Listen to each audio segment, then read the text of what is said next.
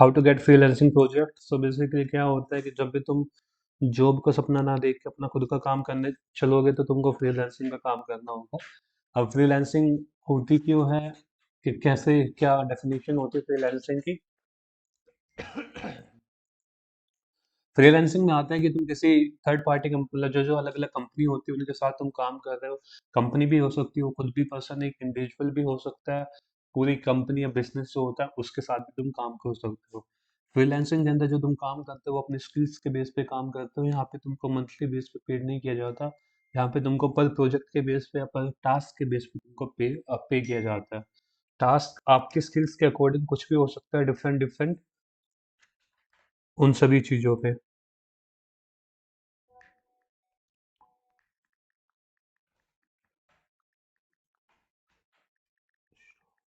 ठीक है, तो ये चीज़ें होती है। अब हम बात करते हैं कि फ्रीलांसिंग हम स्टार्ट कैसे कर सकते हैं, कैसे अपनी जर्नी को मतलब उस कैरियर इसके अंदर आगे लेके जा सकते हैं।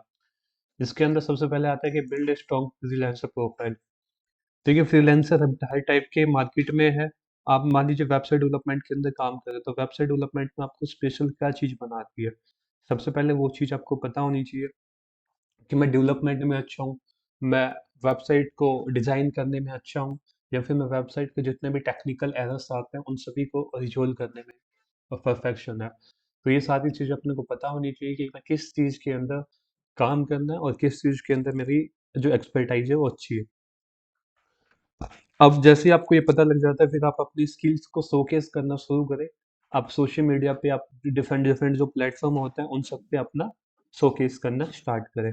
अब इसके अंदर देखते हैं सबसे पहले क्या आता है यहाँ पे।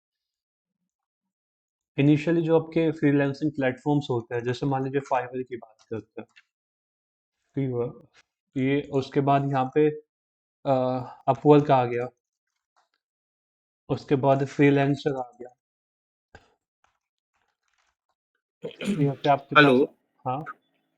सर इसमें बताइए ना प्रोफाइल कैसे बनती है। अबे यार वो सेम ही प्रोफाइल क्रिएशन का काम होता सर बता दीजिए सर, अपन को इतना नहीं पता ना सर। है, अकाउंट साइन अप वगैरह करने का। ये फ्रीलांसर डॉट इन आ गया, फिर उसके बाद यहाँ पे अपवर्क का आ गया पार्ट। इसके बाद तुम यहाँ पे अलग अलग वेबसाइट देख सकते हो, जैसे गुरु डॉट कॉम एक वेबसाइट होती है। फिर इसके बाद तुम्हारा पीपल पर हावर ऐसी कुछ एक वेबसाइट होती है। टू लेंसर एक वेबसाइट है। तो इसी टाइप के काफ़ी वेबसाइट है मार्केट के अंदर जिस पे तुम अपना फ्रीलांसिंग की जर्नी स्टार्ट कर सकते हो। फ्रीलांसिंग काम कैसे करता है, एक मिनट बताओ, एक्सप्लेन। तो अब हम देखते हैं कि फ्रीलांसिंग के जितने भी पोर्टल्स होते हैं वो वर्क कैसे करते हैं, कैसे उनका वर्किंग प्रोसेस होता है। जब भी उनके वर्किंग प्रोसेस की बात देखते हो, सबसे पहले क्या होता है, तुमको अपनी प्रोफाइल क्रिएट करनी होती है। जो पहला टास्क होता है वो होता है प्रोफाइल क्रिएशन। तुमको अपनी प्रोफाइल क्रिएट वहाँ पे करोगे। जैसे ही तुम अपनी वहाँ पे प्रोफाइल क्रिएशन का काम कर लेते हो उसके बाद तुम्हारा मेन काम आता है कि यू विल स्टार्ट बिडिंग। एक इसमें टर्म्स होती है बिडिंग। बिडिंग मतलब जैसे कोई भी क्लाइंट होती है, उस क्लाइंट की रिक्वायरमेंट है कि मेरे को एक वेबसाइट चाहिए जिसका बजट $200 है। अब इस क्लाइंट को के प्रोजेक्ट के लिए आप बिड करना स्टार्ट करोगे। अब बिड आप कैसे स्टार्ट करोगे, बिड आप स्टार्ट कर सकते हो जैसे $200 इसका बजट है। अब यहाँ पे आपके पास 10 फ्रीलांसर है। मान लीजिए एक संजय, आसिफ, राहुल, इस हिसाब से 10 फ्रीलांसर है। तो 10 फ्रीलांसर सेम इस प्रोजेक्ट पे बिड करेंगे। मान लीजिए संजय ने कर दी $150 की, और इसने आसिफ ने कर दी $190 की, फिर तीसरे पर्सन ने कर दी $170 की, चौथे ने कर दी $160 की। तो इस हिसाब से प्रोजेक्ट पे बिड होती है। अब जो ये क्लाइंट होगा, ये क्लाइंट तुम्हारी बिड को एक्सेप्ट कैसे करेगा कि मेरे को इसके साथ काम करना है। जैसे तुम यहाँ पे इन प्लेटफॉर्म के ऊपर अपनी प्रोफाइल क्रिएट करते हो, यानी इस पे रजिस्टर्ड होते हो, तो तुम्हारी एक प्रोफाइल क्रिएट हो जाती है। तुम्हारी प्रोफाइल के अंदर तुम्हारा नेम होता है, तुम्हारी इन्फो होती है, तुमने क्या क्या काम किया है, ये सारी चीज़ें तुम वहाँ पे ऐड करते हो खुद अपने हिसाब से। ठीक है, अब ये क्लाइंट होगा, क्लाइंट तुम्हारी प्रोफाइल को चेक करेगा। क्लाइंट को तुम्हारी प्रोफाइल अच्छी लग रही है, जो भी तुमने आज तक काम किए वो अच्छे लग रहे हैं, फिर तुमको जो प्रोजेक्ट को, ये जो तुम्हारा प्रोजेक्ट होगा उसको तुमको क्या कर देगा, अवॉर्ड कर देगा कि तुम इस प्रोजेक्ट पे काम कर सकते हो। जैसे ही तुम अपने एंड पे कंप्लीट करते हो, प्रोजेक्ट का पार्ट तुमने कंप्लीट कर लिया, उसके बाद तुम्हारे पास जो भी तुम्हारा बिड था, जैसे $170 का था तो $170 तुम्हारे अकाउंट में आ जाएंगे। तो इस हिसाब से अपनी फ्रीलांसिंग की जो जर्नी होती है वो स्टार्ट होती है, जो काम का हम काम करते हैं। आया समझ? सर इसमें एक चीज बताइए, जब वो उसका बजट $200 था तो ये बिड हम लोग फिर क्यों करते हैं? बिड तुम लोग करते हो क्योंकि तुम्हारा कंपटीशन लेवल इतना है कि इनके ऊपर तुमको सस्ते में भी करना होता है। तुम ये चाहते हो कि प्रोजेक्ट मेरे को मिले, तो तुम अपना ऑफर प्राइस करते हो कि तुम कितना प्राइस ऑफर कर सकते हो। जैसे तुम कहीं दिखाऊं मैं यहाँ पे। हेलो हाँ। सर, ये अपन मतलब चूज करेंगे कि अपन जितने सस्ते में उसका काम कर सकें, ऐसा है क्या? हाँ, तुमको यहाँ पे दिखाते हैं, जैसे तुम फ्रीलांसर के ऊपर गए, तुम यहाँ पे फाइंड वर्क के ऊपर गए, इस पे तुमने क्लिक किया। यहाँ पे तुम देखो एक बार कोई जॉब है तो तुम्हारी, जैसे कोई भी जॉब लगा लो, मान लीजिए ये जॉब हमने ले ली। अब इसके अंदर ही काफ़ी जॉब है। इसने बजट क्या लिखा हुआ है? 750 से 1500 यूरो, ये इसने बजट लिखा हुआ है, ये वाला जो पार्ट है। अब इस बजट को आप खुद मॉनिटर करो, जैसे ये इसका बजट है। ये क्लाइंट कह रहा है कि मेरा काम इतने में आप करके दे दो। अब इसको आप मॉनिटर कैसे करो? जो फ्रीलांसर ने बिड लगाई है, फ्रीलांसर ने यहाँ पे 45 फ्रीलांसर ने इस प्रोजेक्ट पे बिड लगाई है, उनकी प्रोफाइल तुम यहाँ पे देख सकते हो। ये सभी फ्रीलांसर की प्रोफाइल है। अब देखो इसका बजट कितना है, 750 से 1500। इसने क्या बजट बिड लगाई है? 1200, 1500, 1310, 1500 और 1250, हेलो 950, 750। ये सर, सभी इसमें इन्होंने पैसे डालने पड़ेंगे क्या? कुछ मेरे तुमको बिड लगाते हो कि मैं तुम्हारा ये काम इतने में करके दे दूंगा। कहीं कोई इन्वेस्ट तो नहीं करना ना पैसे? कुछ नहीं करना होता। जी। अब यहाँ पे सारा तुम्हारे पास आ गया कि 800 की, 700, 750 की, मैं इतने इतने में काम करके दे दूंगा। अब जैसे तुम किसी के ऊपर क्लिक करोगे तो तुम उनकी प्रोफाइल देख सकते हो, पूरी यहाँ पे प्रोफाइल उनकी विजिबल होके आ जाती है। तो इसी हिसाब से जब भी कोई क्लाइंट काम करता है तो क्लाइंट भी तुम्हारी प्रोफाइल को चेक करता है। तुम्हारी प्रोफाइल चेक होने के बाद वो तुमको वर्क दे देता है।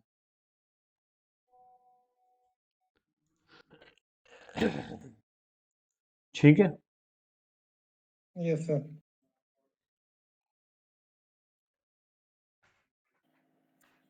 सर हम्म। सर इसमें साइन अप करके थोड़ा दिखाइए ना सर, किसी भी प्रोफाइल में एक, जैसे आप वर्क हो या कोई भी, किसी में बताइए कैसे बनता है अकाउंट। इसमें तुम कैसे कर सकते हो? जैसे तुम यहाँ पे गए, इसको लॉग आउट किया, यहाँ पे तुमने साइन अप पे क्लिक किया। यहाँ पे तुम अकाउंट क्रिएट करना है, तुम अपना गूगल से भी कर सकते हो। सिंपल जीमेल आईडी को लॉगिन करना है।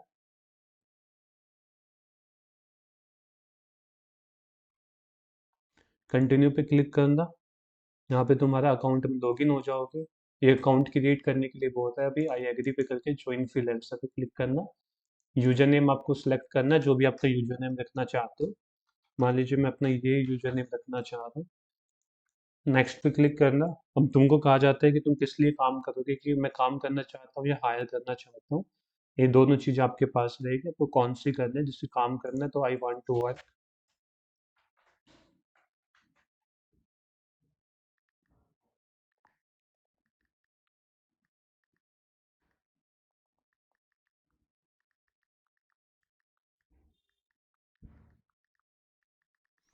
अब यहाँ पे तुम जैसे अपनी प्रोफाइल लॉगिन होगी, यहाँ पे तुम्हारा पूरा अकाउंट क्रिएट होके आ जाता है। अब इस अकाउंट को तुम यहाँ पे व्यू प्रोफाइल पे क्लिक करके अपनी प्रोफाइल को चेक कर सकते हो। जैसे ये प्रोफाइल है, अब इसके अंदर कुछ भी इंफॉर्मेशन नहीं है, ये है ना, सब कुछ ब्लैंक है।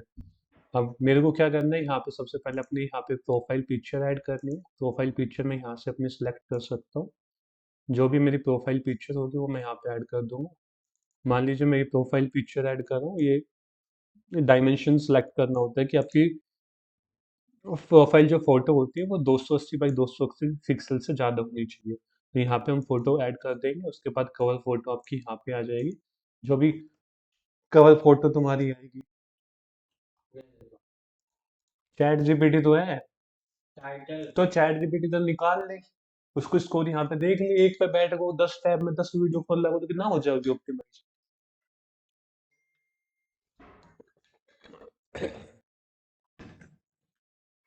तो यहाँ पे तुम अपनी प्रोफाइल जैसे फोटो ऐड कर दोगे, कवर फोटो यहाँ पे अपलोड कर दोगे।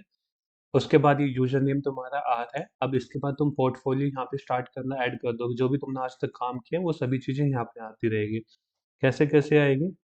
जैसे मैनेज पोर्टफोलियो पे तुम क्लिक करोगे तो तुम यहाँ पे अपना पोर्टफोलियो ऐड करना स्टार्ट कर दोगे। ये हट गया। एक- जैसे मैनेज पोर्टफोलियो पे हमने क्लिक किया, अब यहाँ पे कोई भी पोर्टफोलियो नहीं है, पोर्टफोलियो आइटम पे चलते हैं।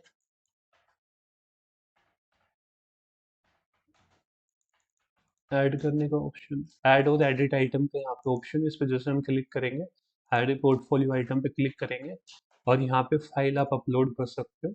जैसे अपलोड फाइल पे क्लिक किया, मान लीजिए मैंने क्या काम किया आज से पहले, मैंने मान लीजिए ये लोगो क्रिएट किया, तो लोगो को मैं यहाँ पे डायमेंशन,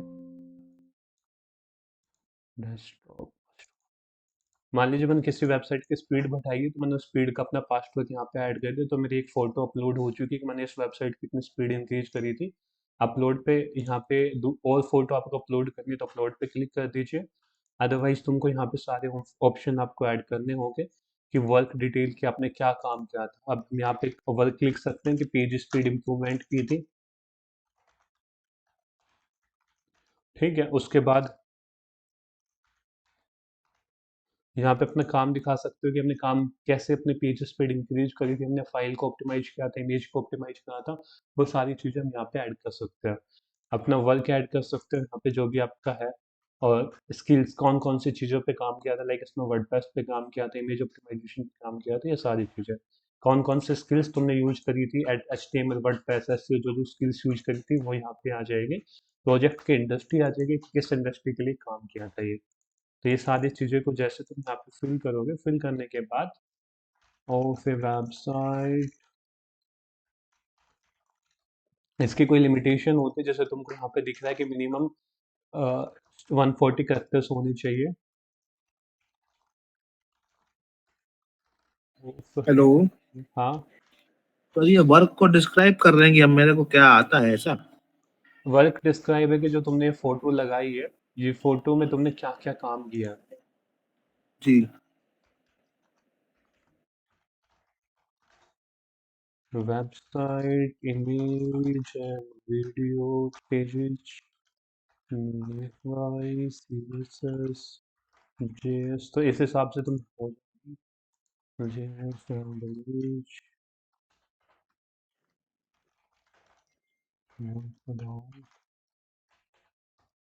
अनवांटेड, तो इस हिसाब से तुम अपना ऐड कर सकते हो जो तुमने कुछ काम उस प्रोजेक्ट के अंदर जो जो काम किया है। जैसे इसके अंदर लिखा है कि मैंने एक हेल्थ केयर इंडस्ट्री की पेज स्पीड इंप्रूवमेंट करी थी, उस वेबसाइट की इमेज ऑप्टिमाइज करी थी, सीएसएस मिनिफाई करी थी, अनवांटेड फाइल थी उन पे काम किया था। तो ये सारी चीज़ें यहाँ पे लिखोगे, जैसे तुम नेक्स्ट पे क्लिक करोगे, टैग्स तुम यहाँ पे ऐड कर सकते हो। जैसे मैंने वर्डप्रेस के अंदर काम किया था, किस चीज़ के अंदर काम किया था, जो वर्डप्रेस के अंदर किया था, और यहाँ पे नेक्स्ट पे करोगे तो तुम्हारे एक प्रोजेक्ट यहाँ पे सक्सेसफुली पब्लिश हो चुका है। और यहाँ पे तुम जैसे पब्लिश पे क्लिक करोगे, प्रोजेक्ट इस पोर्टल के ऊपर पब्लिश हो चुका है, यानी तुम्हारा एक पोर्टफोलियो आइटम पब्लिश हो गया। पोर्टफोलियो आइटम के अंदर तुमको यहाँ पे दिख रहा है, इसको तुम यहाँ से क्लिक करके शेयर कर सकते हो, अदरवाइज डिलीट का यहाँ पे ऑप्शन आता है, यहाँ से भी तुम डिलीट कर सकते हो। तो ये तुम्हारी पूरी प्रोफाइल की टैब होती है, इसके अंदर तुम सारी चीज़ों को ऐड कर सकते हो।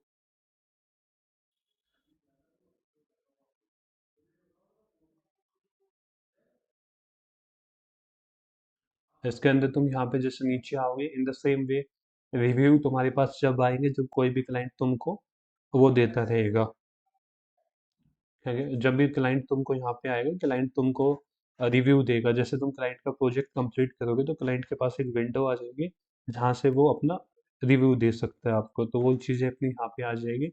एक्सपीरियंस तुम अपना खुद का ऐड कर सकते हो कि टाइटल के अंदर तुम ऐड कर दोगे कि कौन सी चीज़ के अंदर, मतलब टाइटल क्या है आपका, लाइक किस कंपनी के अंदर काम किया। जैसे वर्डप्रेस डेवलपर की पोजीशन पे काम किया था तो वर्डप्रेस डेवलपर की पोजीशन यहाँ पे आ जाएगी। उसके बाद तुम यहाँ पे नीचे कंपनी का नाम ऐड कर सकते हो, किस कंपनी में काम किया था, कंट्री सेलेक्ट कर लेना, सिटी सेलेक्ट कर लेना, और स्टार्ट मंथ क्या था और स्टार्ट ईयर क्या था, ये सारी चीज़ें आप यहाँ पे ऐड कर दोगे।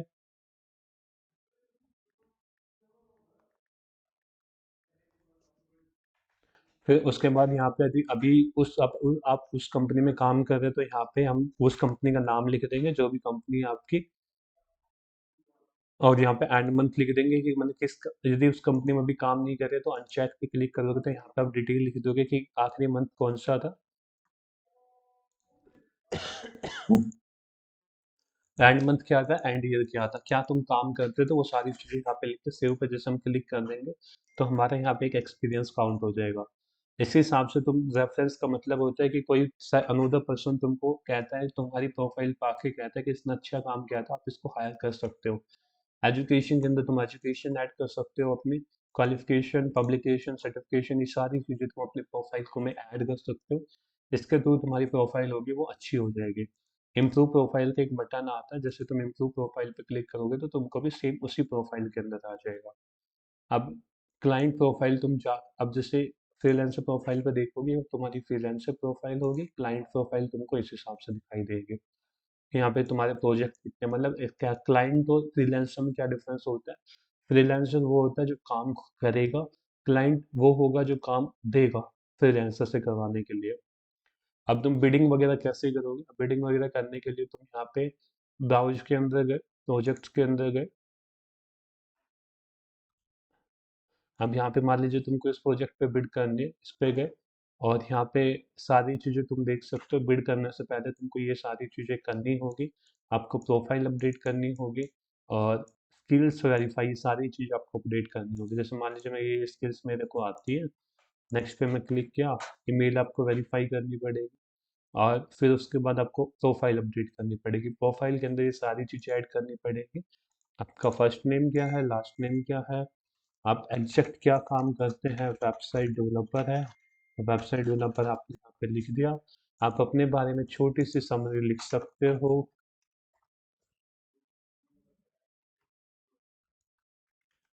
मान लीजिए छोटी सी समरी हम यहाँ पे ऐड कर दी, लैंग्वेज तुम यहाँ पे ऐड कर सकते हो कि तुम कौन कौन सी लैंग्वेज स्पीक कर सकते हो, वो सारी चीज़ें हम यहाँ पे ऐड कर देंगे।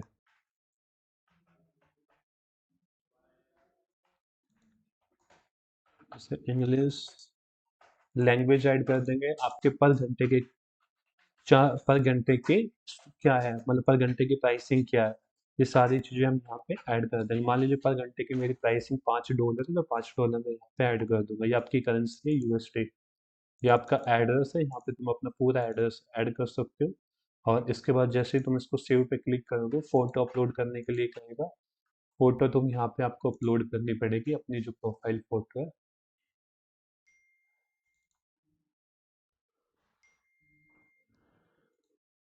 अब फोटो को ऐड, फोटो तो यार मेरे पास है नहीं इसमें कोई। मान लीजिए इन इमेज को मैं थोड़ा सा रिसाइज करके एक बार अपलोड कर, जैसे फोटो मैंने यहाँ पे सेट एज प्रोफाइल पिक्चर, अब ये फोटो यहाँ पे मान लीजिए अपलोड हो गई है, सक्सेसफुली अपलोडेड, और जिप कोड यहाँ पे मैं एंटर कर दूंगा, यानी कंप्लीट एड्रेस की इंफॉर्मेशन, सेव पे मैं क्लिक करूंगा तो ये मेरी प्रोफाइल कंप्लीट हो गई है। अब इसमें मैं बिडिंग करना स्टार्ट कर दूंगा। यहाँ पे प्रोपोर्शनल के अंदर तुम देख सकते हो कि किन किन लोगों ने बिड किया हुआ है इस प्रोजेक्ट के ऊपर। इन इन लोगों ने यहाँ पे इस प्रोजेक्ट के ऊपर बिड किया हुआ है। डिटेल्स के अंदर जाके तुम प्रोजेक्ट की इंफॉर्मेशन यहाँ पे देख सकते हो कि क्लाइंट को एग्जैक्ट प्रोजेक्ट में चाहिए क्या। उसके बाद ये कौन कौन से स्किल चाहिए, ये सारी चीज़ें तुमको यहाँ पे मिल जाएंगे। प्लेस ए बिड, कितने अमाउंट की बिड यहाँ पे करनी है वो तुम यहाँ पे देख सकते हो कि क्लाइंट ने कितने की दी है, $10 से $30 के बीच में। तुम यहाँ पे अपने हिसाब से कर सकते हो कि मैं 20 दे सक $20 में कर सकता हूँ, $10 में कर सकता हूँ, ये चीज़ें तुम अपने एंड से कर सकते हो। अब फिर उसके बाद तुम यहाँ पे आता है कि तुम इस प्रोजेक्ट को कितने दिन में डिलीवर कर दो। 5 दिन में करोगे तो 5 दिन आ जाएगा, 3 दिन करोगे तो 3 दिन आ जाएगा। यहाँ पे अपना प्रोपोजल डिस्क्राइब कर देना कि तुम किस प्रोपोजल की, तुम इस प्रोजेक्ट के अंदर क्या क्या करोगे, मतलब मेरे को हायर क्यों करोगे, मतलब कहने का मतलब ये होता है कि इस प्रोजेक्ट के लिए मेरे को हायर करना क्यों है। ये सारी चीज़ें आप यहाँ पे लिख के राइट माई बिड पे क्लिक करोगे तो इसका कुछ प्लान्स होता है, आप वो ले सकते हो, जो खुद ही आपकी बिड लिख देगा। अब इसके अंदर यहाँ पे ये कुछ इसके ऑप्शनल अपग्रेड होता है कि आपकी प्रोफाइल, जैसे यहाँ पे है ना, ये कुछ होता है कि आपकी रैंक 2 पे करेगी, मतलब जितने पे आपके प्रपोजल दिख रहे हैं इनमें सबसे ऊपर आपका दिखाया जाएगा। तो इस हिसाब से तुम यहाँ पे ये चीज़ें चेक कर सकते हो। और इसको जैसे ही इंफॉर्मेशन ऐड कर दोगे, आपको जस्ट यहाँ पे प्लेस बिड पे क्लिक करना, तो इस प्रोजेक्ट के लिए आप बिड प्लेस कर दोगे। फिर वो जो बाकी का काम होगा, बाकी का काम क्लाइंट पे होगा। क्लाइंट यदि तुम्हारे बिड को अच्छा लगता है क्लाइंट को, तो तुम्हारे पास वहाँ पे मैसेज भेज देगा।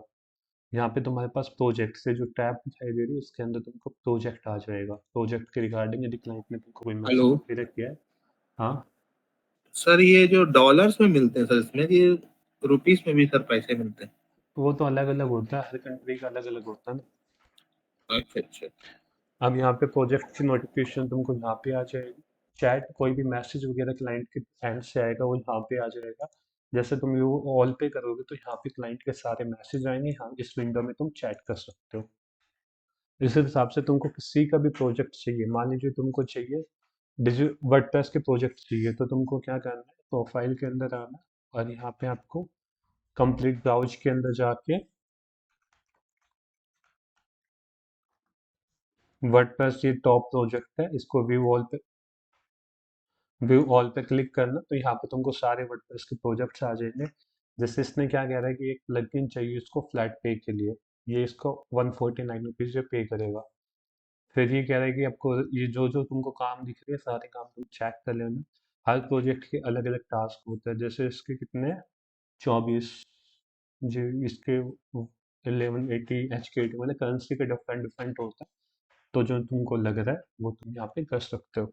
हर प्लेटफॉर्म की कमीशन फीस होती है, किसी की 8%, किसी की 18%, किसी की 10%, किसी की 15%। वो डिपेंड हेलो करता है कि हाँ। सर, ये प्रोजेक्ट का प्राइस लिखा है जैसे 7,888 के सामने लिखा है सर, ये इसका मतलब वो है प्रोजेक्ट का साइज? ये प्रोजेक्ट रुपया है, कितने आपको अमाउंट मिलेगी कंप्लीट करने के बाद, मतलब क्लाइंट का बजट कितना जी। है। ठीक है। अब हर प्लेटफॉर्म की फीस होती है, फीस कैसे अप्लाई की जाती है, फीस अप्लाई करने का प्रोसेस बता देता है। जैसे मान लीजिए यहाँ पे क्लाइंट का प्रोजेक्ट है, प्रोजेक्ट को कंप्लीट किया संजय ने। ठीक है। अब संजय ने प्रोजेक्ट को कंप्लीट कर दिया, कितने डॉलर में, $110 के अंदर। प्लेटफॉर्म की फीस कितनी है, 10% है। तो संजय को कितने पैसे देने पड़ेंगे उसको, $11। संजय को $11 जो होंगे, वो किसको पे कर देगा, प्लेटफॉर्म को, जहाँ से भी वो काम कर रहा है उसको $11 पे कर देगा। और उसमें से $11 संजय को कट के आए ना, दैट इज द 99 रुपये, $99 संजय को मिलेगा। ठीक है, ये कमीशन होता है जब तुम प्रोजेक्ट को कंप्लीट कर देते हो, तब तुमको ये कट के मिलते हैं पैसे। आसान भाषा में ये होता है कि तुम्हारे एंड से प्रोजेक्ट डिलीवर्ड हुआ, जैसे तुम्हारे एंड से प्रोजेक्ट डिलीवर्ड हुआ, जब प्रोजेक्ट डिलीवर्ड हो जाता है, उसके बाद क्लाइंट तुमको पे करता है, क्लाइंट तुमको पे करेगा। अमाउंट डायरेक्ट तुम्हारे अकाउंट में नहीं आती। जैसे क्लाइंट ने $100 पे किया, तो 10% फीस के हिसाब से या 15% जो भी प्लेटफॉर्म की फीस है वो माइनस हो जाएगी, आपके अकाउंट में आएगा $90। ठीक है, तो ये हर प्लेटफॉर्म की अलग अलग फीस होती है। प्लेटफॉर्म की फीस चेक करने के लिए तुम यहाँ पे इनकी फीस के साइड स्लैब पे जा सकते हो। जैसे फ्रीलांसर कमीशन, जैसे तुम फ्रीलांसर कमीशन लिखोगे, तो तुमको ये दिखा देगा कि कितना फ्रीलांसर कमीशन चार्ज करता है। जैसे ठीक है, ये सारी चीजें होती है, यहाँ पे तुम देख सकते हो।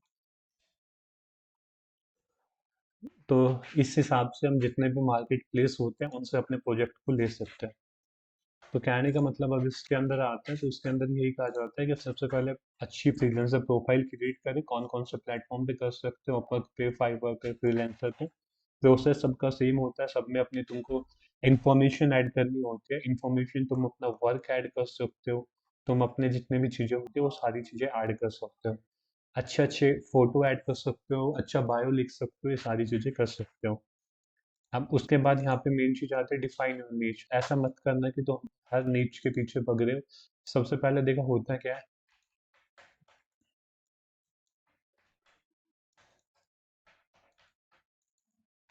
कोई कई बार जो भी तुम हाई की पेइंग क्लाइंट की बात करते हो, मान लीजिए कोई भी एक हाई पेइंग क्लाइंट है, कोई भी तुम्हारा हाई पेइंग क्लाइंट है। हाई पेइंग क्लाइंट क्या होता है, स्किल्स बेस पे काम करता है। कि आपके पास मान लीजिए वर्डप्रेस की स्किल अच्छी हो, वर्डप्रेस के अंदर आपने काफ़ी प्रोजेक्ट्स क्रिएट हुए, तो वहाँ पे आपकी हाईलाइट ज़्यादा होगी देन कंपेयर टू आप 10 टाइप के सर्विस ऑफर कर रहे हो। तो ये कहा जाता है कि हमेशा एक सेंट्रिक अप्रोच में रहो कि आपको वर्डप्रेस का करना है तो वर्डप्रेस पे ही अपनी प्रोफाइल को अच्छी क्रिएट रखो, ताकि कल को कोई भी वर्डप्रेस का बंदा तुमसे काम करवाने के लिए आए तो केवल तुमको वर्डप्रेस का ही काम वहाँ पे दिखाई दे उसको। तो हमेशा अपनी नीड चुनो, वो जीएसटी हो सकती है, कंटेंट राइटिंग कुछ भी हो सकती है, वो आपके ऊपर डिपेंड करता है कि आप किस में काम करना चाहते हैं। आगे यहाँ पे कहता है कि अब तुम स्टार्ट विद स्मॉल प्रोजेक्ट। एक होता है कि जो भी तुम मूव लेते हो, मान लीजिए तुमने कोई भी एक फर्स्ट स्टेप लिया, फर्स्ट स्टेप में तुमको $10 मिल गया, दूसरे में तुमको $15 मिल गया, तो ये छोटे छोटे काम होंगे, वही तुम्हारा बड़ा अमाउंट तक जाएगा। कैसे? क्योंकि यहाँ से तुम्हारे पास एक प्रोजेक्ट आ जाएगा कि मैंने इस टाइप का काम किया हुआ है, दूसरा क्लाइंट तुमको कई बार रिव्यू भी दे सकता है, तो वहाँ से भी वो चीज़ें आ सकती है। तो हमेशा छोटे प्रोजेक्ट से अपने स्टार्ट करो, वहाँ से तुम्हारी रिपुटेशन क्रिएट होनी स्टार्ट हो जाएगी, पीपल स्टार्ट रिमेम्बर यू, उस फील्ड में आपको एक्सपर्ट माना जाएगा। जैसे ही आप हाई क्वालिटी वर्क को डिलीवर कर देते हो, तो हमेशा उनसे एक रिव्यू मांगो कि सर जो हमने काम करा है उसके बदले आप एक रिव्यू को दे सकते हो कि आपको काम कितना अच्छा लगा। ठीक है। आगे है, इसके अंदर ऑप्शन आता है नेटवर्क एंड बिल्ड रिलेशनशिप। ये बहुत इंपॉर्टेंट फैक्टर्स होता है। नेटवर्क जरूरी क्या होता है? अब नेटवर्क क्यों जरूरी होता है? नेटवर्क इसलिए जरूरी होता है, मान लीजिए कोई भी क्लाइंट यहाँ पे है, क्लाइंट आज उसने काम नहीं दिया, कोई भी काम उसने नहीं दिया, लेकिन आप उसके साथ कनेक्ट है। ठीक है, कोई भी बिजनेस ओनर से आज आपने कहा कि मैं ये प्रोवाइड करता हूँ, आप उसके साथ कनेक्टेड है, कल को इन फ्यूचर को उसको रिक्वायर्ड हुई इस चीज़ की, तो वो तुमको मैसेज करेगा उस पर्टिकुलर सर्विस के लिए, और तुम दोबारा उसको प्रोजेक्ट डिलीवर कर सकते हो। हमेशा एंगेज रहे, जितने भी आपके पोटेंशियल क्लाइंट होते हैं जिनको लग रहा है कि ये मेरे सर्विस को ले सकते हैं, उनके साथ जुड़े रहे, उनका हालचाल पूछते रहे, ताकि तुम्हारी एक मार्केट में नाम, मतलब तुमको याद रहे कि कल को उस चीज के लिए तुम उसको कोई काम करने के लिए कोई पर्सन चाहिए तो तुम्हारा यूज कर सकता है, नाम तुमसे काम करवा सकता है। ठीक है।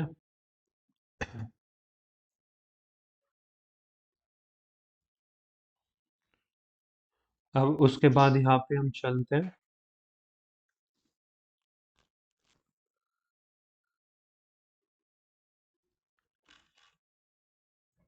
इसके अंदर क्या आता है, राइटिंग विनिंग प्रपोजल। प्रपोजल एक ऐसे इंपॉर्टेंट फैक्टर्स होता है।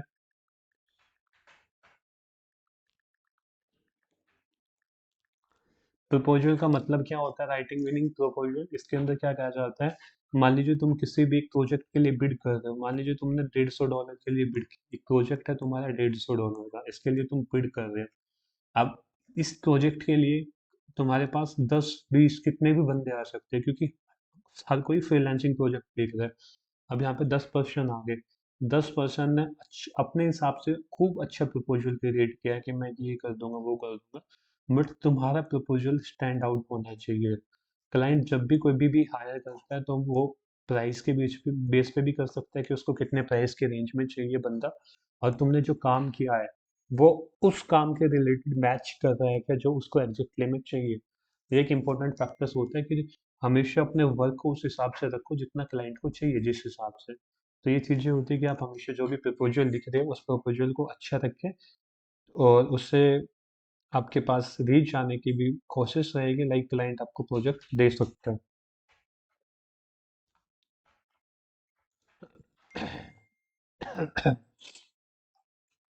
ठीक है, तो हमेशा विनिंग प्रपोजल लिखें। प्रपोजल कैसे डिसाइड कर सकते हो? जैसे तुम इस प्रोजेक्ट के अंदर गए, अब इस प्रोजेक्ट के अंदर कितनी प्रपोजल है, यहाँ पे 112 बीड है, यहाँ पे तुम देख सकते हो 112, 112 में से तुम्हारा प्रपोजल स्टैंड आउट क्यों करेगा?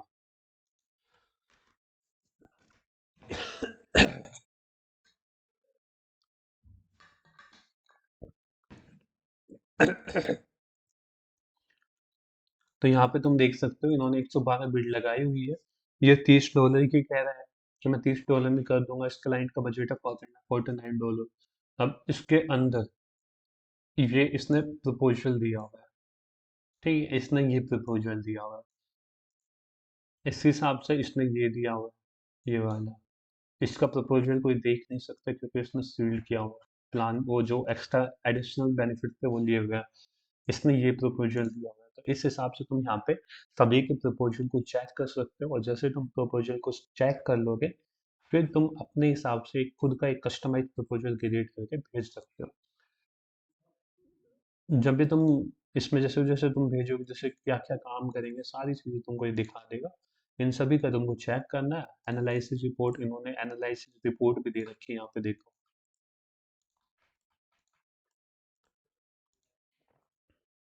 ये इसने स्क्रीन शॉट दिया हुआ है एनालिसिस रिपोर्ट है। उसके बाद इसने अपना पास्ट वर्क भी दे रखा है, तो तुमको पता चल जाएगा कि कैसे काम करती है चीज़ें।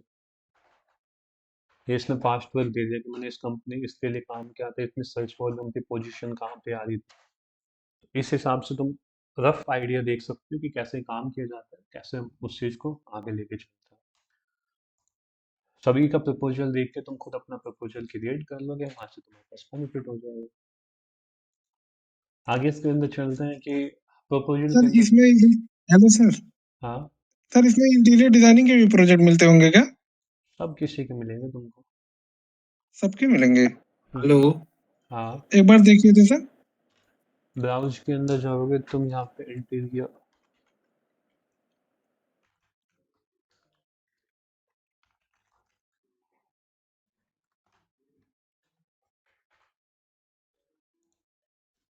ये तुम्हारे हैं जैसे private office interior design, modern interior design with wall modifications है। Yes sir. ठीक है। इसमें कंपटीशन बहुत होता है, तो हमें इनिशियली टाइम लग सकता है। ऐसा नहीं है कि तुम आज बिड किए तो तुमको कल प्रोजेक्ट मिल जाएगा। तुमको 1 मंथ भी लग सकता है, आधा मंथ भी लग सकता है, और डिपेंड करता है तुम प्रपोजल किस हिसाब से भेजते हो। हेलो। हाँ, सर इसमें वर्क तो बहुत ज्यादा आते होंगे ना, फ्रीलांस वर्क, मतलब इनके जैसे कि काम आता है जब तुम्हारी प्रोफाइल स्टैंड आउट हो जाती है, उस समय तुमको काम मिलना स्टार्ट होता है एक, इनिशियली। जैसे ये ब्राउज में आप सर्च कर रहे हैं तो इसमें भी वर्क बहुत होता होगा ना, जैसे जॉब्स बहुत है डिजिटल मार्केटिंग में, तो ये वर्क भी बहुत होगा ना। ये फ्रीलांसिंग पार्ट है। इसमें फ्रीलांसिंग में तुम काम, जैसे डिजिटल मार्केटिंग की टैब है। अब डिजिटल मार्केटिंग के अंदर तुमको चाहिए कि इसमें एसईओ में चाहिए।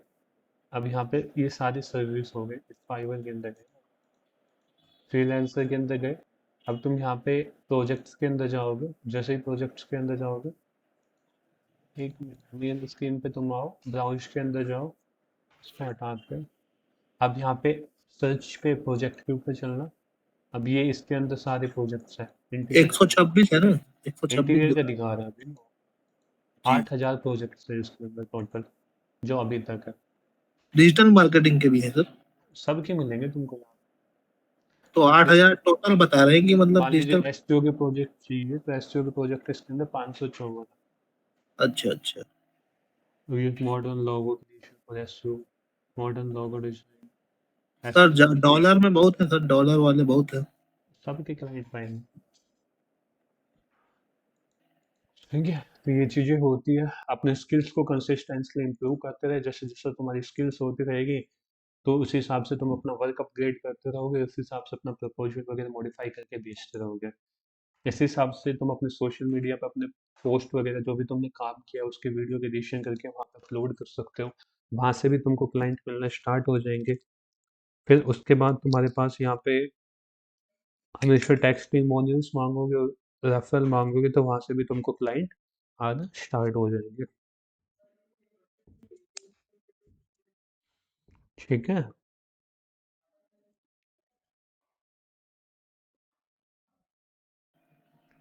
और कोई हेलो। हाँ।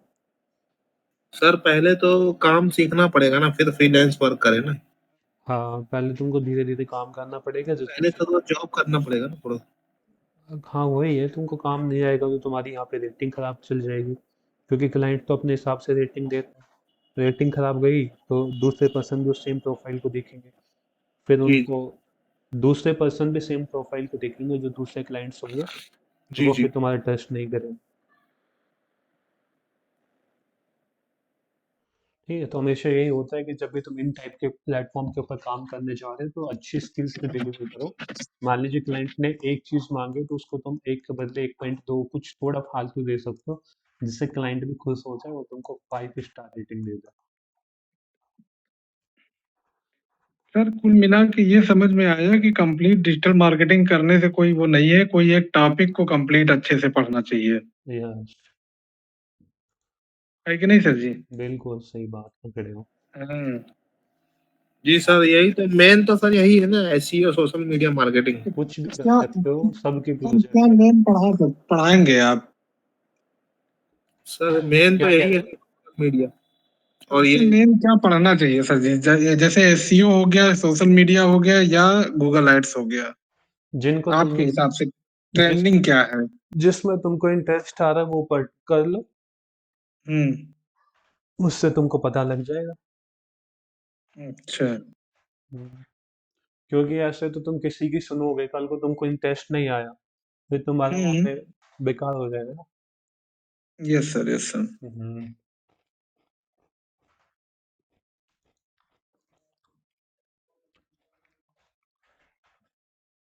ठीक है। हकीकत पूछो तो सर गूगल एड्स में ज्यादा इंटरेस्ट आ रहा है, लेकिन क्या बताएं। उसको कर लो, गूगल ऐड के भी तुमको प्रोजेक्ट्स मिल जाएंगे।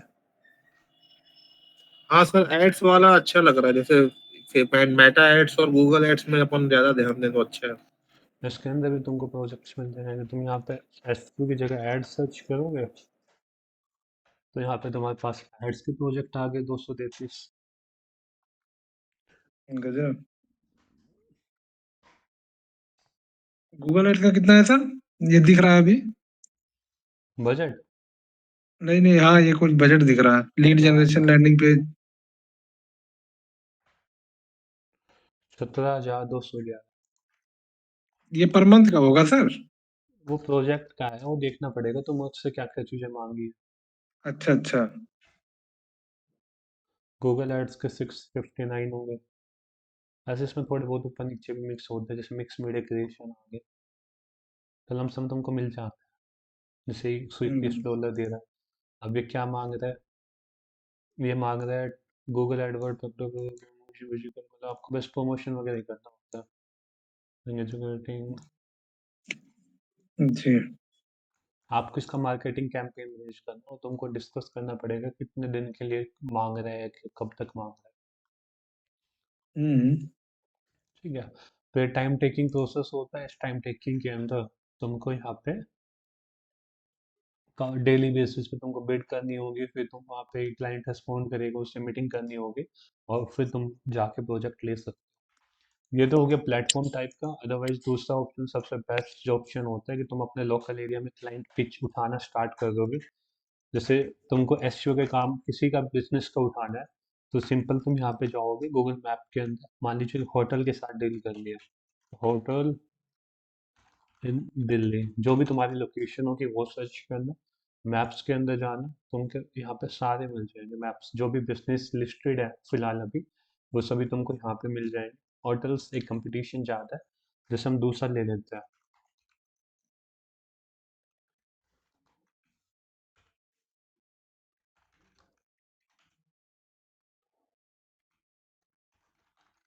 जैसे इंटीरियर डिजाइनर का हमने ले लिया बिलिंग के अंदर, तो तुमको यहाँ पे काफ़ी मिल जाएगी। जैसे इसकी 114 रोटी रेटिंग है, इसकी 88 रेटिंग है, तो इस हिसाब से तुमको 52 मिल जाएगी, 152 मिल जाएगी। तुमको नीचे आ जाना है जिसकी रेटिंग कम है, अभी स्टार्ट हुआ है। अब तुम यहाँ पे क्लिक किया, इन पे क्लिक किया, अब यहाँ पे तुम इनकी प्रोफाइल चेक करना, वेबसाइट चेक करना, वेबसाइट इस टाइप की ओपन हो रही है। इसका तुम एसईओ को एक बार ऑडिट कर लेना कि तुम्हारा एसईओ का इसका काम सही है नहीं है, जो कर रहा है नहीं करवा रहा है। यदि एसईओ इसका नहीं किया हुआ है तो तुम उसके पास एक डिटेल प्रपोजल भेज सकते हो कि ये काम हम कर सकते हैं आपकी इस वेबसाइट के अंदर। सेम इस हिसाब से तुम चेक कर सकते हो इसकी। अब इस हिसाब से जब तुम यहाँ पे जाओगे ना, जैसे डेंटल का पकड़ते हैं एक छोटे नीच के अंदर, कोई भी एक नीच के साथ स्टार्ट करो, डेंटल करा। अब यहाँ पे तुमको कई ऐसे मिलेंगे जिनके पास भी वेबसाइट भी नहीं होगी। अब जैसे इसके पास वेबसाइट है, अब इसकी वेबसाइट देखते कैसी है, तुमको सही लग रही है तो ठीक है, एसईओ की रिपोर्ट तुम यहाँ पे भेज सकते हो। तुम उसको कस्टम डीएम कर सकते हो कि हम आपकी एड्स वगैरह रन कर सकते हैं। कई ऐसे भी पाएंगे जिनकी कोई वेबसाइट नहीं पाएंगे, दिल्ली के अंदर तो सब पाएंगे भाई।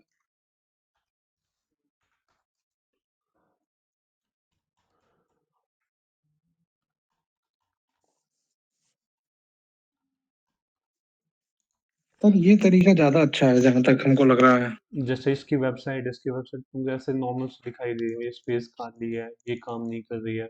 अब इसके पास तुम डायरेक्ट एक वीडियो क्रिएट करके इसकी वेबसाइट को तुम भेज सकते हो। फ़ोन नंबर तुमको सबके यहाँ पे मिल जाएंगे मैप्स के अंदर, और वेबसाइट के अंदर भी मिल जाएंगे। ठीक है, तो इस हिसाब से तुम अपना कुछ जो भी करना चाहते हो सब कवर हो जाएगा। सर ये प्रपोजल बनाएंगे कैसे? प्रपोजल बनाना बताते तो ज़्यादा सही था। प्रपोजल क्रिएट करना तुम अंडरस्टैंडिंग करते हो, हर एक क्लाइंट का प्रपोजल डिफरेंट होता है। किसी को ये चाहिए कि मेरे को 5 कीवर्ड का एसईओ चाहिए, तो 5 कीवर्ड का एसईओ तुमको चाहिए। प्रपोजल के अच्छा लिए अच्छा। सबसे बेस्ट जो प्लेटफॉर्म जो हमने देखा था, तुम जितने भी मार्केट प्लेटफॉर्म होते हैं उन पे जाओ, वो देखो कैसे प्रपोजल बिल्ड कर रहा है। जैसे फ्रीलांसर के ऊपर गए, ब्राउज के अंदर गए, तुम यहाँ पे एसईओ सर्च किया, एसईओ के तुम्हारे पास जितने भी ओपन के प्रोजेक्ट है वो सभी आ जाएंगे।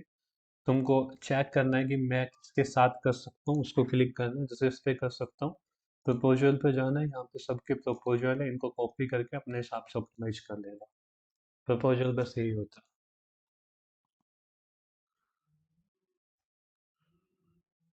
ठीक है, ये बेस्ट वे होता है, ये इजीएस्ट वे होता है जब तुम इस हिसाब से अपने लोकल एरिया में क्लाइंट को रीच करते हो।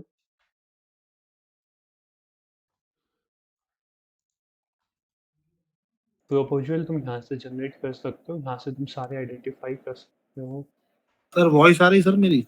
आ रही है, और सर प्रपोजल सर मैं देख नहीं पाया, एक बार फिर से बताइए क्या बता रहे थे? यहाँ पे तुम जाओगे तो ये जो प्रपोजल के अंदर यहाँ पे जो लिखा हुआ है ये सब प्रपोजल है। यहाँ से तुम देख सकते हो कि एसईओ के अंदर कौन कौन सी चीज़ें ऑफर कर रहा है, उसको तुम अपने में इम्प्लीमेंट कर सकते हो। ये सारे प्रपोजल है जो इन्होंने दिया हुआ है। जी। ठीक है, तो ये बेस्ट वे होता है प्रपोजल के बारे में पढ़ने का और रिसर्च करने का। अब इसके बाद किसी भी इंडस्ट्री का तुम ले सकते हो एसईओ, गूगल एड्स वगैरह। ये दूसरा वे होता है कि तुम मैप्स के अंदर जा सकते हो, उनकी वेबसाइट वगैरह चेक कर सकते हो, उनको पिच कर सकते हो अपनी सर्विस वगैरह जो भी आपकी है। तीसरा भी इसके अंदर हम कह सकते हैं कि जो भी अपने नेटवर्किंग प्लेटफॉर्म्स होते हैं, जैसे तुम लिंक्डइन के अंदर है, अब यहाँ पे तुम क्लाइंट को पिच कर सकते हो। जैसे वेबसाइट डेवलपमेंट के लिए किसी को सर्विस चाहिए, तो तुमको यहाँ पे वेबसाइट डेवलपर सर्च करना। ये बस यहाँ पे मिल जाएगा, जैसे अर्जेंट वेबसाइट डेवलपर नीडेड, तो इनके पास तुम डीएम कर सकते हो, इनसे बात कर सकते हो। जैसे इसको फ्रीलांसर के बेस पे चाहिए, तो यहाँ पे तुम इसको बात कर सकते हो और ये तुमको प्रोजेक्ट वगैरह दे देगा। ठीक है, फ्रीलांसर का चाहिए वेबसाइट डेवलपर, तो इस हिसाब से तुम तीसरा वे होता है कि जितने भी अपनी नेटवर्किंग साइट होती है उनके पे सब पे तुम कनेक्ट करके तुम यहाँ पे प्रोजेक्ट को टेक ओवर कर सकते हो।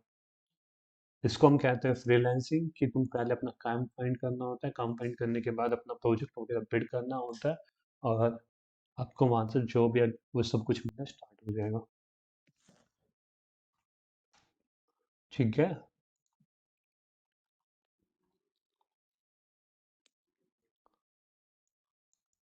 कोई क्वेश्चन है पूछना चाह रहे हो? सर एड्स के मामले में जैसे गूगल एड्स ज़्यादा इजी है या वो फेसबुक एड्स, मेटा एड्स? जी, तो दोनों ही बराबर ही है। दोनों बराबर है। और रिजल्ट किसमें ज़्यादा अच्छा आता है सर? सीपीएम जो कम होता है वो फेसबुक एड्स के अंदर कम होता है, बट वहाँ पे स्पैम रेट्स भी आ सकती है। सर ये बताइए जॉब सर किसमें ज्यादा है सर, गूगल एड्स में कि ये सोशल मीडिया में? जॉब ज़्यादा पाएगी तुमको सोशल मीडिया में और एसईओ के अंदर। जी। गूगल एड्स में इसलिए नहीं अच्छा होती क्योंकि सोशल एक मीडिया। पर्सन एक कंपनी का जो मैनेज करता है। जैसे क्या होता है, यहाँ पे कोई भी कंपनी का एड अकाउंट चलेगा, एक पर्सन 5-6 अकाउंट को आराम से मैनेज कर सकता है, गूगल एड्स वाला। और एसईओ को गूगल एड्स हर इंडस्ट्री को, जैसे छोटी इंडस्ट्री को, रिटेल की है, रियल एस्टेट की, वो एक 20,000 को बंदे 25-30,000 का बंदा हायर करने से बढ़िया 10,000 में कैंप भारी आउटसोर्स कर देंगे प्रोजेक्ट्स को। बट जिसको एसईओ सोशल मीडिया आ रहा है वो खुद अपना क्रिएट कर करके वीडियो अपलोड कर सकता है। और साथ के साथ जब भी तुम बड़ी बड़ी एसईओ की डिजिटल मार्केटिंग एजेंसी भी देखते हो, तो उसके पास 2 या 3 ही बंदे पाएंगे एड्स के, और बाकी जो होंगे काफ़ी एसईओ में सोशल मीडिया के अंदर ज़्यादा होते हैं। सोशल मीडिया के अंदर भी थोड़ा कम कंपटीशन कह सकते हैं, क्योंकि वहाँ पे रील क्रिएशन का काम होता है, वो जस्ट अपलोडेशन का काम होता है, क्लाइंट वो खुद भी कर सकता है।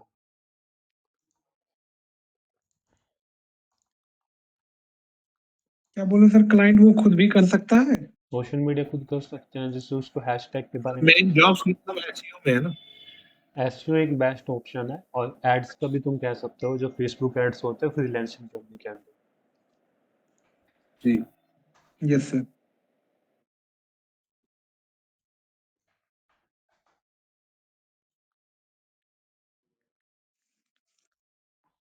ठीक है, अब इसके अंदर हम तुम चलते हैं पर्सनल ब्रांडिंग के अंदर।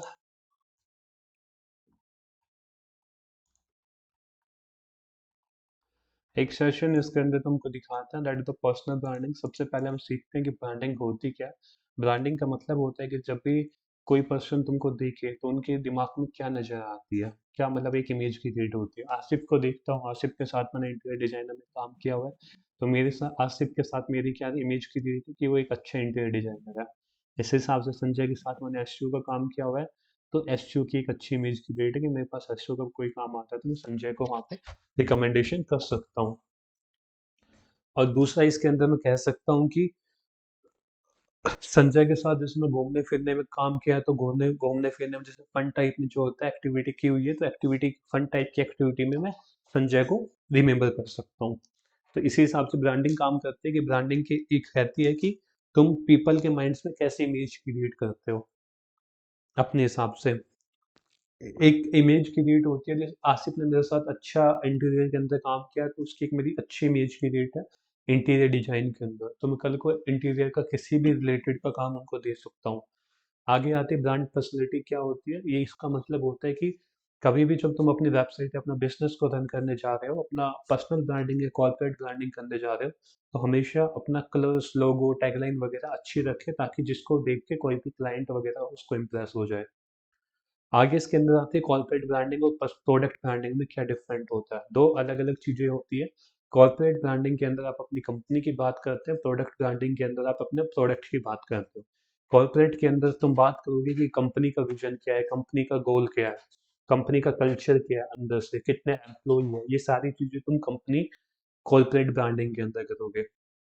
प्रोडक्ट ब्रांडिंग के अंदर तुम करोगे कि प्रोडक्ट को लेके कोई भी कस्टमर जब तुम्हारा प्रोडक्ट को परचेज करता है, तो क्या फील करता है। जैसे स्टारबक्स है, स्टारबक्स की कॉफ़ी फेमस है, को उसकी कॉफ़ी फेमस है, तो आप उसको कॉफ़ी से तो याद नहीं कर रहे, उसकी क्वालिटी के याद कर रहे हो कि जो कॉफ़ी है उसके अंदर प्रोडक्ट, कॉफ़ी क्या है प्रोडक्ट, तो प्रोडक्ट की ब्रांडिंग हो रही है वहाँ पे तुम याद कर रहे हो कि कॉफ़ी के अंदर एक अच्छी हाई क्वालिटी की बीन्स ऐड हुई है।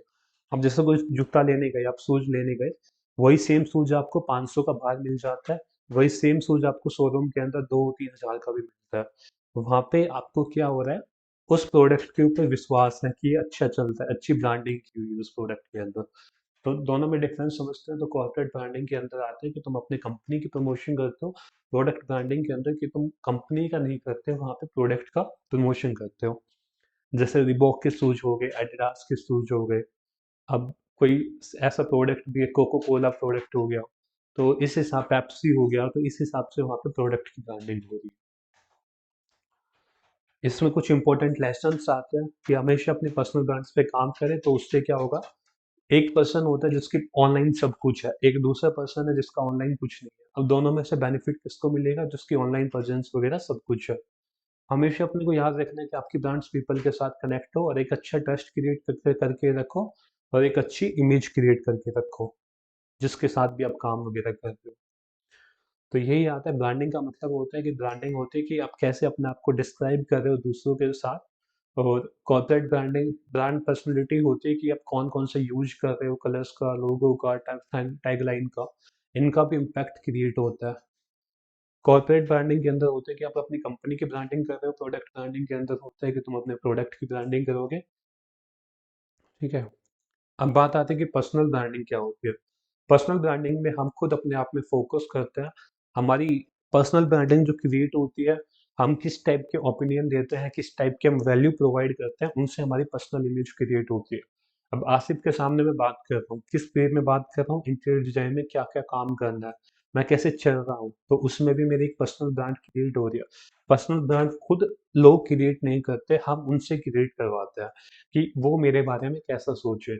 मैं आसिफ के सामने केवल केवल और केवल मान लीजिए एक चीज की बात कर रहा हूँ, तो वो केवल उसी बारे में मेरे साथ सोचेगा, उसी चीज के बारे में मेरे को सोचेगा। जैसे इंटीरियर डिजाइनर के अंदर कुछ भी लगा लो, मान लीजिए सीलिंग की बात कर ली या फिर कैबिन किचन कैबिनेट की बात कर ली, उसमें अच्छे आइडिया दे दिया, तो आसिफ फिर उसी चीज की सोचेगा कि हाँ ये किचन कैबिनेट में अच्छा पर्सन है, इसको मैं जरूर ले सकता हूँ अगले प्रोजेक्ट के लिए। तो इस हिसाब से होता है कि पर्सनल ब्रांडिंग कभी भी खुद क्रिएट नहीं वो करते कोई दूसरे पर्सन, हम उनको क्रिएट करवाते हैं। जो पर्सनल ब्रांडिंग क्रिएट होती है वो आपके ओपिनियन, आपके वैल्यू, आपके थॉट्स के अकॉर्डिंग हो सकती है। अब इसके अंदर एक स्टेटमेंट आती है कि आप ब्रांड नहीं है तो अनदर पर्सन है। अब कहने का मतलब क्या होता है कि जैसे इंटीरियर डिजाइनर का काम करते हैं, आसिफ अकेला नहीं कर रहा है, आसिफ के कंपटीटर्स में हजार बंदे हैं। कोई एसईओ का काम कर रहा है, वो अकेला नहीं कर रहा, उसके बंदे उसके हजार हैं, उसके जो कंपटीटर्स हैं। अब इसके अंदर क्या आता है कि यदि आप ब्रांड्स नहीं है तो आप एक अनोदर पर्सन है। सबसे पहले जो पर्सनल ब्रांडिंग होती है वो कोई भी एक्टर क्रिएट कर सकता था, सेलिब्रिटी क्रिएट कर सकता था, पॉलिटिशियन क्रिएट कर सकता था। जैसे जैसे सोशल मीडिया आया तो हर पर्सन अपनी पर्सनल ब्रांडिंग को क्रिएट कर सकता है। ठीक है। अब पर्सनल ब्रांडिंग इंपॉर्टेंट क्यों होती है? सबसे पहले ऑथेंटिसिटी क्रिएट करती है कि लोग जो होते हैं वो आपको ट्रस्ट करना स्टार्ट कर देते हैं, ट्रस्ट करने स्टार्ट कर देंगे तो आपको प्रोजेक्ट्स भी आना आ जाएंगे, और जॉब देख रहे हैं तो आपके जॉब्स भी आने लग जाएगी। पर्सनल ब्रांडिंग आपकी अवेयरनेस क्रिएट करते हैं कि आपकी वैल्यू दिखाता है, आपका स्किल्स दिखाता है, आपका इंटरेस्ट दिखाता है। नेटवर्किंग, मान लीजिए तुम एसईओ के बारे में बात कर रहे हो तो जो भी एसईओ के अंदर इंटरेस्ट रख रहे हैं वो सारे आपसे कनेक्ट होने की कोशिश करेंगे। आपकी इमेज के अलावा ये ज़्यादा डिफरेंस, मतलब जो आप उन लोगों को बताएंगे कि मैं इस चीज़ में अच्छा हूँ, जो आप इमेज वहाँ पे दोगे उसमें अच्छा कंट्रोल आपको देती है। आपके ऊपर डिपेंड करता है कि आप सामने वाले को क्या सोच देते हो अपने बारे में, कि वो मेरे बारे में क्या सोचे। अब किसी के सामने मैं लड़ाई कर रहा हूँ तो वो यही सोचेगा कि पूरे दिन लड़ता रहता है। किसी के सामने मैं अच्छा काम कर रहा हूँ तो वो अच्छे काम के बारे में सोचेगा। तो पर्सनल ब्रांडिंग का मतलब यही होता है कि आपके ओपिनियन, आपके थॉट्स के बारे में, थॉट्स को देख के वो लोग आपके दिमाग आपके बारे में क्या सोच रहे हैं। ठीक है। पर्सनल ब्रांडिंग आपकी वैल्यू को शो करती है।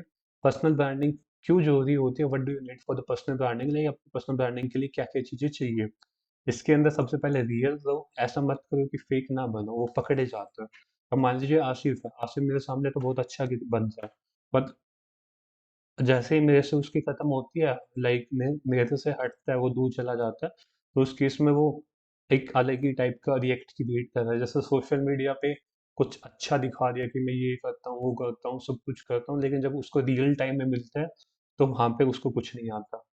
तो इससे क्या होता है, फेक टाइप से आती है, वहां पे उसकी वैल्यू भी कम होती है उस पर्टिकुलर पर्सन की। अब जैसे मान लीजिए मैं एक दिखा देता हूँ कि मैंने 10,000 का कोर्स बना दिया, वो उसमें मैं ये भी करवाऊंगा, ये भी करवाऊंगा, बट जब तुम कोर्स के अंदर आओगे तो वहां पे तुमको कुछ मिलेगा नहीं। तो ये सारी चीज इसलिए होती है रियल की, हमेशा रियल रखें, अपनी ऑडियंस के साथ फेक टाइप का कोई भी कमिटमेंट ना करें, और हमें हर जगह सेम रहे। कंसिस्टेंसी इंपॉर्टेंट होती है। कंसिस्टेंसी का मतलब ये होता है कि ऐसा मत करना कि तुम इंस्टा के लिए कुछ अलग ही डाल रहे हो, फेसबुक के लिए तुम कुछ अलग ही डाल रहे हो। तो हमेशा कंसिस्टेंसी और सेम का मतलब होता है कि हर जो तुम एक प्लेटफॉर्म के ऊपर डाल रहे हो उसी को सेम आप ऑफलाइन में भी और ऑनलाइन में भी सब जगह रखो। ठीक, हमेशा ऑनलाइन रहे, ऑफलाइन भी रहे। ऐसा नहीं कि जैसे तुमको केवल सोशल मीडिया पे ही अपनी प्रेजेंस क्रिएट करनी है, आपके आसपास के एरिया में भी अपने थॉट्स को व्यक्त करो, और वहां पे भी अपनी पर्सनल ब्रांडिंग क्रिएट करना स्टार्ट करो। अब पर्सनल ब्रांडिंग तुमको हेल्प कैसे कर सकती है? पर्सनल ब्रांडिंग यदि तुमको क्रिएट है, यदि तुमको लोग तुम्हारे बारे में जानते हैं कि आशिफ एक अच्छा इंटीरियर डिजाइनर है, तो उसके पास काम बहुत ज़्यादा आने स्टार्ट हो जाएंगे। दूसरा, आसिफ के बारे में जब लोग जानते हैं तो जो अदर्स कंपिटिटर्स है, चाहिए उसको कि आसिफ से ज़्यादा स्किल्स है, बट उनकी कोई पर्सनल ब्रांडिंग नहीं है, उसके कोई ऑनलाइन प्रेजेंस नहीं है, तो आसिफ के कंपैरिजन में उनको काम कम आएंगे, आसिफ को ज़्यादा आएंगे। यदि आसिफ की ऑनलाइन प्रेजेंस अच्छी है, उसने अपने इंटीरियर डिजाइनिंग के रिलेटेड अच्छा वर्क शोकेस किया हुआ है, तो वहाँ पे जॉब देखने जाएगा तो वहाँ पे भी compare to the other peoples उसको अपॉर्चुनिटी ज़्यादा मिलेगी। क्योंकि उसने पहले से ही अपनी एक अच्छी नेटवर्किंग क्रिएट की हुई है, अच्छी अच्छी पर्सनल ब्रांडिंग क्रिएट की हुई है सोशल मीडिया के अंदर। ठीक है, कंपनी, अब जैसे कोई भी एक कंपनी होती है, टाटा होगी, गूगल होगी, इनका नाम अच्छा है, इन्होंने अपनी एक अच्छी ब्रांडिंग क्रिएट की हुई है। अब इनके अंदर कम प्राइस के अंदर भी एम्प्लॉय काम करने के लिए जा सकते हैं, क्योंकि वहाँ पे कंपनी, ऐसा लगता है ना कि एक गुड एनवायरनमेंट, लाइक इनकी ब्रांडिंग अच्छी है, लोगों के दिमाग में यही आता है कि कंपनी अच्छी है तो यहाँ पे वर्क कल्चर वगैरह सब कुछ अच्छा होगा। बेशक उसको पैसे कम दे रहे हैं, लेकिन वो काम करने वहाँ पे जाएगा। आपकी पर्सनल ब्रांडिंग अच्छी है, मान लीजिए कोई प्रोजेक्ट आज 7 तारीख है, 9 तारीख तक चाहिए। अब जब बॉस प्रोजेक्ट को एसोसिएट करेगा, किसको करेगा? जिसकी एक अच्छी इमेज क्रिएट है बॉस के माइंड में कि हाँ, ये टाइम पे डिलीवर कर सकता है, वो उसी को डिलीवर करेगा। तो आप अपने कंपनी के अंदर भी अपनी इमेज को क्रिएट कर सकते हो। Help you follow your passion, इसका मतलब होता है कि जैसे तुम 9 to 5 कहीं पे जॉब कर रहे हो, 9 to 5 तुम जॉब कर रहे हो, उसके साथ साथ तुमको गाना अच्छा लगता है, तो 5 बजे के बाद तुम अपनी इस फॉलो कर सकते हो इस पर्टिकुलर चीज़ को, जो भी तुम्हारा पैशन होता है, तो वहाँ पे भी तुम ये कर सकते हो। यदि तुम्हारी पर्सनल ब्रांडिंग इसके अंदर होगी, मान लीजिए सॉन्ग सिंगिंग के अंदर लोग तुमको जानने लग गए ऑनलाइन प्लेटफॉर्म के अंदर, फेसबुक, इंस्टाग्राम के अंदर, तो वहाँ से भी तुमको उस चीज़ के रिलेटेड काम आने लग जाएंगे। अब बात आती है कि आप अपने कस्टमर को समझे कैसे। कस्टमर को समझना सबसे इम्पोर्टेंट पार्ट होता है, कि कस्टमर को नहीं समझोगे तो तुम मार्केट से आउट हो जाओगे। तो जब तक हम कस्टमर को, अब आसिफ को चाहिए, मान लीजिए आसिफ किसी क्लाइंट के पास गया, मतलब मेरे पास आ गया, मेरे मैंने कहा है कि इसको 10,000 के बजट में मेरे को ये किचन डेवलप करवाना है। अब आसिफ ने उसमें लगा दिए 12,000, कस्टमर की रिक्वायरमेंट कितनी है? केवल 10,000 की है, और उसने प्रपोजल दे दिया 12-15,000 का। तो वहाँ पे एक तो ड्रॉबैक हो गया कि कस्टमर के बजट से हम बियॉन्ड जा रहे हैं। हम उसको एडिशनल फीचर्स के अंदर कह सकते हैं कि आप ये करवाओगे तो ये चीज़ हो सकती है, बट उसको बजट 10K के अंदर ही रखे। दूसरा होता है कि किसी को केवल एसईओ का कोर्स चाहिए, मैं बेच रहा हूँ उसको पूरे डिजिटल मार्केटिंग का, तो नन ऑफ वर्क है ना वो चीज़। तो हमेशा अपने कस्टमर की सबसे पहले अंडरस्टैंडिंग समझिए कि वो चाहता क्या है, एक्चुअली में उसको करना क्या है। जब वो आपको समझ लोगे, फिर आप अपने प्रोडक्ट या सर्विस को पिच करना स्टार्ट करिए। अब देखिए, हम कस्टमर को कैसे फाइंड करते हैं, उसकी रिक्वायरमेंट को कैसे समझते हैं कि हमारा ये कस्टमर है। हम कस्टमर को इनिशियल बेस पे जो ऑर्डर वे था, ऑल्डर वे था, उसमें क्या आता था, उसमें एज के बेस पे, जेंडर के बेस पे, उसका मैरिटल स्टेटस के बेस पे, उसका इनकम के बेस पे, उसके लोकेशन के बेस पे, इन सभी फैक्टर्स के बेस पे हम कस्टमर को फाइंड करते थे। बट जो आज के समय में आ रहा है, like new way of finding customer, उसमें हम ये चीज़ें चेक कर रहे हैं कि उसका लाइफ स्टाइल क्या है, उसको एक्सपेक्टेशन क्या है, उसका ड्रीम गोल क्या है, उसकी प्रॉब्लम्स क्या है। आज के टाइम में इन सभी चीज़ों को भी हम यूज कर रहे हैं। क्यों कर रहे हैं? जैसे मान लीजिए तुमको वहाँ पे दिखा रहे हैं कि तुमको लग रहा है कि मैंने कोई एक प्रोडक्ट लॉन्च कर दिया, मान लीजिए कोई एक शूज लॉन्च कर दिया मैंने, जो 18 से 24 साल तक कोई भी पहन सकता है, बट इसमें भी डिफरेंशिएट हो सकता है कि 18 से 24 ऐसे भी लोग होंगे जिसका बजट कम है। ठीक है, जिस लाइफस्टाइल, जैसे किसी टाइप का भी सोच चल जाए, वो चल जाएगा।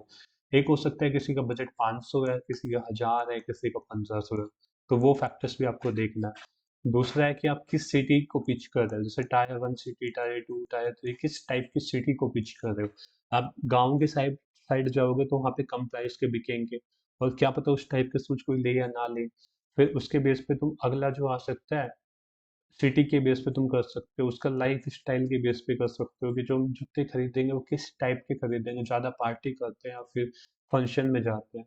तो ये सारी चीज़ें आज के टाइम में नए आ रहे हैं, कि उसका ड्रीम क्या है, उसका प्रॉब्लम्स क्या है, क्या हम उनके एग्जैक्ट, अब इसमें जैसे एज ग्रुप के बेस पे यदि हम टारगेट करें, तो हमारा प्रोडक्ट वहाँ पे फ्लॉप हो जाएगा। क्योंकि एज ग्रुप, मान लीजिए 15,000 का मैंने, 1500 का मैंने जूता लॉन्च कर दिया, किसी का बजट नहीं तो वो खरीदेगा नहीं। तो अपने को सभी चीज़ें देखनी है कि मेरे को किस, अब जैसे गाँव के साइड मान लीजिए मैक्सिमम 1000 का खरीद सकता है, और जो शहर के लोग होते हैं वो 1500 से लेके 2000 तक आराम से खरीद सकता है। तो मेरे को, जब मैं 18 से 24 एज के अंदर मैं जो शूज लॉन्च कर रहा हूँ, तो मेरे को सिटीज को टारगेट करना है इंस्टेड ऑफ द विलेज, क्योंकि जो मेरी मेन मार्केट है वो कहाँ पे, यहाँ पे। फॉर इनिशियल पर्पज के लिए मैं कोई भी एक एड कैंपेन रन कर सकता हूँ, वहाँ पे टेस्ट कर सकता हूँ कि किस सिटी से, किस चीज आ गया से मेरे पास एक अच्छे ऑर्डर्स आ, जहाँ से भी मेरे पास अच्छे ऑर्डर्स आ रहे हैं उनको मैं पिच कर सकता हूँ। तो ये न्यू वे होता है फाइंडिंग कस्टमर के, आप उसके लाइफ स्टाइल के बेस पे, एक्सपेक्टेशन के बेस पे, ड्रीम एंड गोल्स के बेस पे देख सकते हो कस्टमर को जानना क्यों इम्पोर्टेंट होता है? सबसे पहले क्या होता है कि आप कस्टमर के बारे में क्या जानोगे, like what's you should know. So सबसे पहले आपको ये पता लग जाएगा कि उनको मैटर क्या करता है, उनको प्राइस मैटर करता है, उनको क्वालिटी मैटर करता है, उनको क्या चीज़ मैटर करती है। तो वो चीज़ आप यहाँ पे आइडेंटिफाई कर लोगे। अब किसी को चाहिए कि मेरे को 10 मिनट के अंदर किसी प्रोडक्ट की डिलीवरी चाहिए, किसी को चाहिए 3 दिन बाद आए, प्राइस सस्ता रहे। तो ये चीज़ें होती है कि सबसे पहले आपको आइडेंटिफाई करना होता है कि आपको कस्टमर को सबसे मैटर क्या करता है, प्राइस मैटर करता है, डिलीवरी टाइम मैटर करता है। सबसे ज़्यादा टाइम कहाँ बिताते हो, फेसबुक के ऊपर, इंस्टा के ऊपर, ट्विटर के ऊपर, लिंक्डइन के ऊपर, यूट्यूब के ऊपर। तो यहाँ से हम आइडेंटिफाई कर सकते हैं कि हमारी ऑडियंस किस प्लेटफॉर्म पे है। जिस भी प्लेटफॉर्म के ऊपर होगी हम उनको वहाँ पे पिच कर सकते हैं।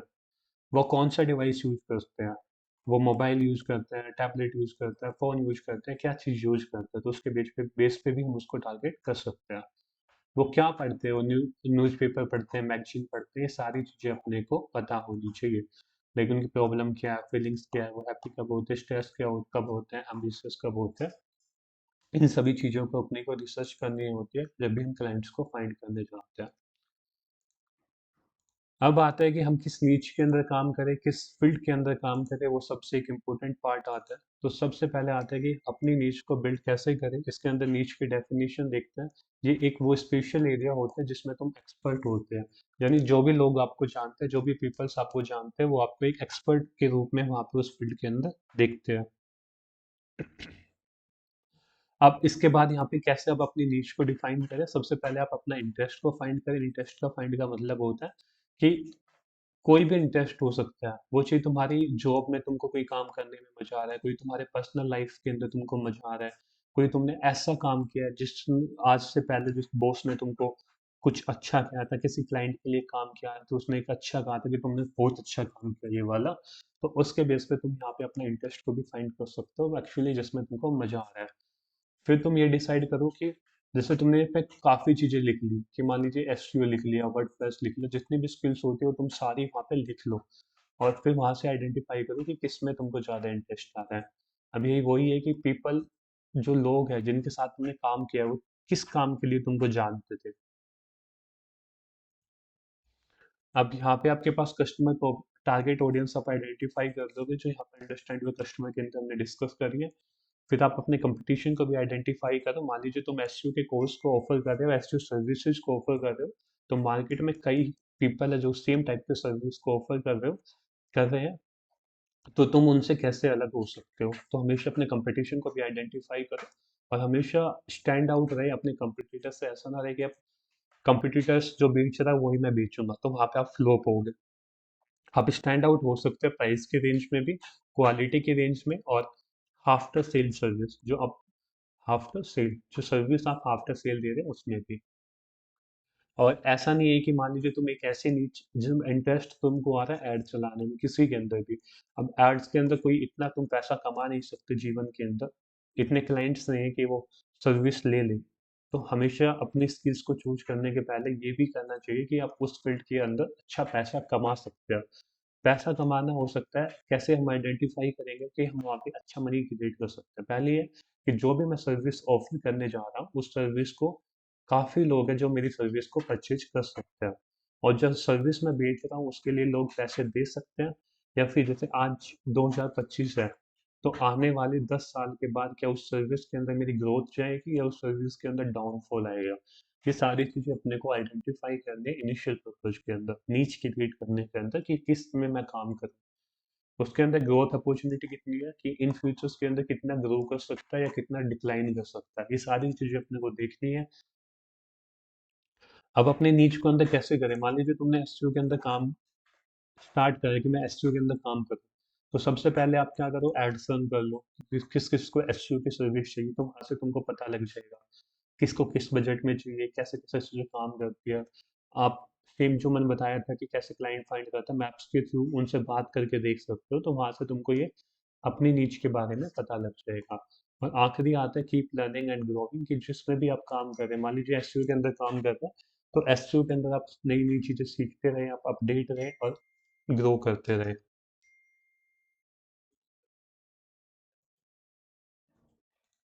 अब इसके अंदर आता है how to create a personal brand statement. जब भी तुम अपने आपको एक फ्रीलांसर के रूप में रिप्रेजेंट करते हो।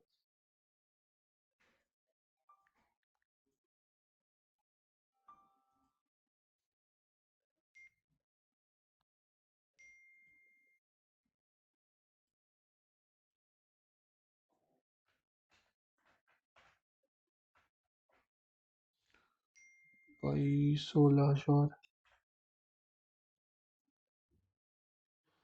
सेकंड रखना है इसको। अब इसके अंदर क्या होता है, जब भी तुम अपने आप का एज ए फ्रीलांसर रिप्रेजेंट कर रहे हो, समझ में आ रहा है?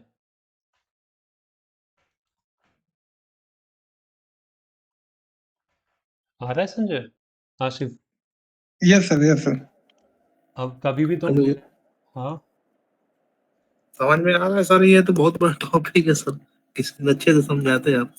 अब पर्सनल ब्रांड स्टेटमेंट की बात करते हैं। जब भी तुम एज ए फ्रीलांसर अपने आप को रिप्रेजेंट कर रहे हो, तो ऐसा तुम अपने मार्केट में कैसे स्टैंड आउट कर सकते हो, कैसे तुम अपने आप को अलग दिखा सकते हो कंपेयर टू द कॉम्पिटिटर्स। तो वहाँ पे तुम्हारा मेन रोल प्ले करता है, that is a personal brand statement, कि तुम अपने आप को कैसे रिप्रेजेंट कर रहे हो। उसमें तुम ये चीज़ें मेंशन कर सकते हो कि तुम क्या क्या काम कर सकते हो, किसको हेल्प करते हो, कैसे हेल्प करोगे उनको, और कैसे तुम डिफरेंट हो सकते हो। ये सारी चीज़ें हम उसमें मेंशन करते हैं। अब जैसे हम बात करते हैं कि पर्सनल ब्रांड स्टेटमेंट इंपॉर्टेंट होती क्यों है, कैसे क्या कर सकते हैं, why is a personal brand statement important. तो इसके अंदर जैसे आपकी पर्सनल ब्रांड स्टेटमेंट एक अच्छी होगी, मतलब आप अपने आप को एक अच्छे शब्दों में व्यक्त कर रहे हो, अच्छे शब्दों में बता रहे हो, तो आपको लोग आसानी से रिमेम्बर करेंगे, आपका पर्पज को डिफाइन करेंगे, आपका एक अच्छा इंप्रेशन क्रिएट होगा, और आपका रिज्यूम भी एक स्टैंड आउट हो जाएगा कंपेयर टू द। हम कोई आप एसईओ की जॉब के लिए अप्लाई कर दो, सब लिखते हैं कि I have done this this this this experience, मतलब 3 साल का एक्सपीरियंस है, मैंने ये काम किया हुआ है।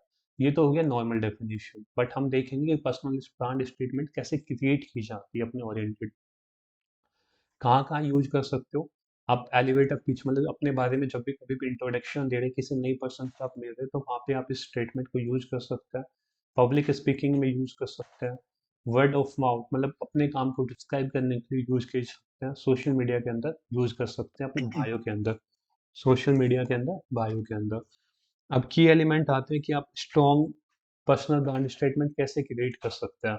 आप कर सकते हैं अपने उसमें यूनिक स्ट्रेंथ को ऑफर कर सकते हो, टारगेट ऑडियंस को बता सकते हो, वैल्यू को बता सकते हो कि आप उनको क्या वैल्यू दोगे। ये कुछ एलिमेंट आते हैं। अपने स्किल्स को मेंशन करो, टारगेट ऑडियंस जिसको भी आप बेचना चाह रहे हो, कोई भी सामान या प्रोडक्ट, उसको मेंशन करो, और आप एग्जैक्ट में उसको क्या वैल्यू मिलेगी। पर्सनल ब्रांड स्टेटमेंट को क्रिएट करने के लिए काफ़ी स्टेप्स आते हैं, जैसे लिस्ट योर स्किल्स। आप सबसे पहले अपने स्किल्स को लिखें, अपने पैशन को आइडेंटिफाई करें, आइडियल ऑडियंस को करें, कंपटीशन को रीड करें, और अपनी यूनिक वैल्यू को रिप्रेजेंट करें। अब ये मेन आता है फॉर्मूला। इस फॉर्मूला के बेस पे हम अपनी पर्सनल ब्रांड स्टेटमेंट क्रिएट करते हैं। सबसे पहले आता है आई हेल्प, मैं किसको हेल्प करूंगा, ठीक है। वट यू डू, यानी आप क्या करोगे, सो डैट, उससे वो क्या बेनिफिट लेंगे। Because, what make you different, ठीक है। आगे आता है वट मेक यू डिफरेंट। इसके अंदर जैसे ये पूरी पर्सनल स्टेटमेंट है, इस हिसाब से इस फॉर्मूला के बेस पे हम ये स्टेटमेंट क्रिएट कर सकते हैं। सबसे पहले कौन सा, I help. So I help business and entrepreneur, मैं किसको हेल्प करूंगा, बिजनेस एंड एंटरप्रेन्योर को। फिर कहता है वट यू डू, तुम करोगे क्या। I create easy to use and attractive website, कि मैं जो आसानी से इजी नेविगेशन पे जो वेबसाइट होती है और अट्रैक्टिव वेबसाइट होती है, उनको मैं क्रिएट करूंगा। अब व्हाट बेनिफिट दे गेट, तो उस वेबसाइट से वो ज़्यादा कस्टमर ला सकते हैं, और अपने बिजनेस को फास्टर ग्रो कर सकते हैं। व्हाट मेक यू डिफरेंट, कि आपके कंपटीटर से आपको क्या डिफरेंट बनाता है, क्योंकि मैं अच्छे डिज़ाइन के साथ मार्केटिंग भी उस वेबसाइट के अंदर इंक्लूड कर दूंगा, जिससे वो मार्केटिंग भी उसकी अच्छी हो जाएगी, वो अच्छा वर्क करे। तो इस हिसाब से हम अपनी पर्सनल ब्रांड स्टेटमेंट को क्रिएट कर सकते हैं। इसके अंदर तुम क्लियरली मेंशन देख सकते हो कि इसके अंदर कंप्लीट लिखा हुआ है कि मैं किसको हेल्प करूंगा, किस में हेल्प करूंगा, और उससे उसको क्या बेनिफिट मिलेगा, और कंपटीटर से कैसे डिफरेंट होगा। अब कोई आप इस इंट्रोडक्शन को दोगे, एक दोगे कि my name is Sanjay, I am website developer from the past 5 years, इस टाइप से, and I created multiple kind of website. एक तो आप ये चीजें लिखते हो, एक लिखते हो कि I am Sanjay, I help business and entrepreneur to build their online presence. तो इस हिसाब से हम अपनी पूरी पर्सनल ब्रांड स्टेटमेंट को क्रिएट कर सकते हैं। This is known as personal brand statement. ठीक है। अब इसके बाद आता है कि how to improve your personal brand, कि जो आपने पर्सनल ब्रांड स्टेटमेंट लिखी है उसको कैसे आप इम्प्रूव करोगे। देखिए, एक बार में कोई परफेक्शन आती नहीं, एक बार में जो आपने ये क्रिएट करी ऐसा नहीं हो सकता है कि वो वर्क कर जाए वन टाइम में। आपको अलग अलग करना पड़ेगा कि सबसे पहले तो इसको सिंपल रखो। सिंपल का मतलब कि इसको जब आप किसी को बताओ तो वो आसानी से समझ सके। फिर आता है इंटरेस्टिंग रखो। ऐसा मत रखो कि पूरी तुम अपने ही गाथा गाए जा रहे हो उसके अंदर। उसको ऐसा रखो कि एट द एंड जो उस चीज को सुनेगा वो उसको कैसा स्वाद आएगा सुन के। फिर आपने 10 लोगों को बता दिया, 10 लोगों का रेस्पॉन्स नोट करो कि उन्होंने क्या-क्या चीज़ें कही है मेरे बारे में, उसको कैसा रिएक्ट करा है। लोग अक्सर बताते नहीं, वो रिएक्ट करते हैं तो उससे भी तुम समझ जाते हो। अब 10 कस्टमर के पास तुमने ये स्टेटमेंट को रिप्रेजेंट किया, उन्होंने कुछ रिएक्ट करा, रिएक्ट करने के बाद तुम उस पर रिफाइन कर दो, थोड़ा बहुत मॉडिफिकेशन कर दो, फिर 10 को बताओ, फिर रिएक्ट करो, फिर वो करो, रिफाइन करो। इसी हिसाब से इस प्रोसेस को करो। थोड़े टाइम बाद तुम्हारी एक अच्छी पर्सनल ब्रांड स्टेटमेंट बन जाएगी जिसको देख के लोग वाव कहेंगे। तो इस हिसाब से हम अपनी पर्सनल ब्रांड स्टेटमेंट को क्रिएट कर सकते हैं, जिसमें तुम सारी चीज़ें बताओगे कि मैं क्या ऑफर करता हूँ, किसको ऑफर करता हूँ, क्या मैं करता हूँ, क्या बेनिफिट मिलेगा, कंपटीटर से मैं कैसे डिफरेंट होता हूँ। अब पर्सनल ब्रांडिंग की टिप्स देखते हैं हम यहाँ पे, कि आप ऑनलाइन कैसे अपनी पर्सनल ब्रांडिंग क्रिएट कर सकते हैं, कैसे लोग आपको जाने। तो सबसे तरफ ज्यादा हो रहा है। वैसे खत्म ही है, 5-10 मिनट का हो रहा है। जी। पर्सनल ब्रांडिंग तुम अपनी क्रिएट कैसे कर सकते हो? पर्सनल ब्रांडिंग तुम क्रिएट कर सकते हो एक वेबसाइट के थ्रू। वेबसाइट के ऊपर तुम अपना जितना भी तुमको काम आता है, जितने भी तुमने आज तक काम किए, जितने भी तुमको स्किल्स आती है, वो सारी स्किल्स तुम अपनी वेबसाइट के ऊपर मेंशन करते हो। दूसरा, कंटेंट, अपने रिलेटेड कंटेंट क्रिएट करना स्टार्ट कर दो। जिस भी तुमको नॉलेज है, जिस भी चीज़ की तुमको नॉलेज है, उसका कंटेंट देखने से बेटर होता है कि तुम कंटेंट क्रिएशन करना स्टार्ट कर दो। आज मार्च के अंदर 25 के अंदर तुमने कंटेंट करना स्टार्ट किया, तो धीरे धीरे इम्प्रूव करके 27 तक तुम्हारा एक अच्छा कंटेंट चैनल हो जाएगा, जहाँ पे तुमने लोगों को सिखाया है, कुछ ना कुछ समझाया है। अब ऐसे तो हर फील्ड्स के अंदर होते हैं कि एक वीडियो मैंने पोस्ट करी, इनिशियली कोई अच्छा कह रहा है, कोई बुरा कह रहा है, नेगेटिव टाइप के भी सब आती है। तो हमेशा अपना कंटेंट क्रिएट करते रहो जो कि अच्छा रहे, जिसमें आप अपना इमेज ऐड करो, वीडियो ऐड करो, सारी चीज़ें आप ऐड करते रहो। फिर आप एसईओ करो, जिससे कि आपका इंडस्ट्री, मान लीजिए आप एसईओ की सर्विस ऑफर कर रहे हो, तो best SEO person in Gurgaon, तो इस टाइप के आप कीवर्ड यूज करो, वहाँ से आपकी रैंकिंग आ जाएगी। सोशल मीडिया पे अपना ट्रस्ट क्रिएट करो, ग्रुप ज्वाइन कर सकते हो, क्वेश्चन आंसर सेशन चला सकते हो, कॉन्ट्रैक्ट ले सकते हो, जैसे कोई भी आप फ्री बाई ऑफर कर सकते हो, जैसे गेट योर डिजिट, जो लैंडिंग पेज के अंदर हमने देखा था कि इस टाइप के आप कैंपेन लॉन्च करके लीड्स जनरेट कर सकते हो। आप अपना कस्टम ईमेल सिग्नेचर क्रिएट करो, मतलब किसी के पास भी मेल भेजो तो उसका आपका फोटो होना चाहिए, कॉन्टेक्ट होना चाहिए मेल के अंदर अटैच। ठीक है। सोशल मीडिया पे एंगेज रहिए, सारी चीज़ें आप यहाँ पे कर सकते हो। ऑफलाइन स्ट्रेटेजी की जब हम बात करते हैं तो ये तो हो गया ऑफलाइन वे में कि हम कैसे अपनी पर्सनल ब्रांडिंग क्रिएट कर सकते हैं। ऑफलाइन के अंदर होता है कि आप हमेशा अपने ड्रेस को प्रॉपर पहने, जो भी आप जहाँ पे भी जा रहे हैं, पार्टी के लिए जा रहे हैं तो पार्टी टाइप की ड्रेस पहने, ऑफिस के लिए जा रहे हैं तो ऑफिस टाइप की ड्रेस पहने। ऑफिस के अंदर भी डिपेंड करता है कि बैंकर की अलग होगी, सेल्स फील्ड की अलग हो सकती है, मेन ऑफिस की अलग भी हम। सो अपने प्रोफेशन के हिसाब से ड्रेस प्रॉपर करें, एथिक्स को फॉलो करें, मतलब जिस जिस एनवायरनमेंट में जा रहे हैं उसी टाइप का आप रिएक्ट करें। ठीक है। आपकी बैड मैनर्स होगी तो वहाँ पे सामने वाले पर्सन के माइंड में नेगेटिव इंप्रेशन हो जाएगा। जैसे तुम किसी रेस्टोरेंट के अंदर गए, वेटर को तुम ऐसे ही बुला रहे हो, तो वहाँ से आपको एक बैड रिस्पॉन्स क्रिएट हो रहा है, जो जो आपको दिख रहा है। एक तुम तमीज से उससे बात कर रहे हो तो वहाँ पे गुड मैनर क्रिएट हो रहा है। तो जो अदर पीपल होंगे मे बी वो ट्राई कर सकते हैं कि आपको अप्रोच करने के लिए। ठीक है, लाइकेबल क्रिएट करो, राइट कंपनी को पकड़ो। संगत एक ऐसी चीज होती है, कहा जाता है कि जो, जैसे ये एक पर्सन है, इसके जो आसपास का जो सराउंडिंग है, जो इस सराउंडिंग के अंदर जो लोग रहते हैं, उसी टाइप का ये पीपल बन जाता है। तो हमेशा जो आपकी कंपनी है, जिसके साथ आप रह रहे हो, हमेशा उनके साथ रहो जो आपको आगे जाने के लिए करे। ठीक है। सब कुछ तुम्हारी ब्रांड्स को, पर्सनल ब्रांड्स को रिफ्लेक्ट करते हैं, चाहे तुम्हारी क्लोथ हो, कार हो, फोन हो, कुछ भी हो, तुम्हारा सब कुछ पर्सनल ब्रांड को रिफ्लेक्ट करते हैं। इसका मतलब ये नहीं है कि तुम जाके आज ही 5,000 के कपड़े पैंट बुशर्ट खरीद लाओ। इसका मतलब होता है कि जो तुम्हारे कपड़े किसी टाइप के भी हो, क्लोथ किसी टाइप के भी हो, वो तुम्हारे वेल ड्रेस हो, यानी अच्छे हो, अच्छे तरीके से पहने हुए हो, अच्छे साफ सुथरे हो। तो ये सब चीजें होती है। स्ट्रॉन्ग फिजिकल एनवायरनमेंट रखो, जितना तुम दोगे उतना तुमको मिलेगा। तो हमेशा भी एक गिवर बनो, कि लोगों को जब तुम कोई काम दे रहे हो, मान लीजिए किसी को एसईओ करवाना है, बट उसके पास बजट नहीं है उतना जितना तुम एक्सपेक्ट कर रहे हो, तो इनिशियली 1 मंथ तुम उसको सस्ते में दे दो, तुम्हारी सर्विस से उसको रिजल्ट मिलता है, तो नेक्स्ट मंथ वो तुमको डेफिनेटली पे कर देगा। और अपनी नॉलेज जो जो तुमको आता है वो तुम बताते रहो, इवेंट्स के अंदर आप बताते रहो कि हम क्या चीज़ें करते हैं, सारी चीज़ें। अब इसके बाद ये कहा जाता है कि आप डिजिटल एजेंसी को क्यों हायर करें यदि आपको ऑनलाइन काम नहीं आता।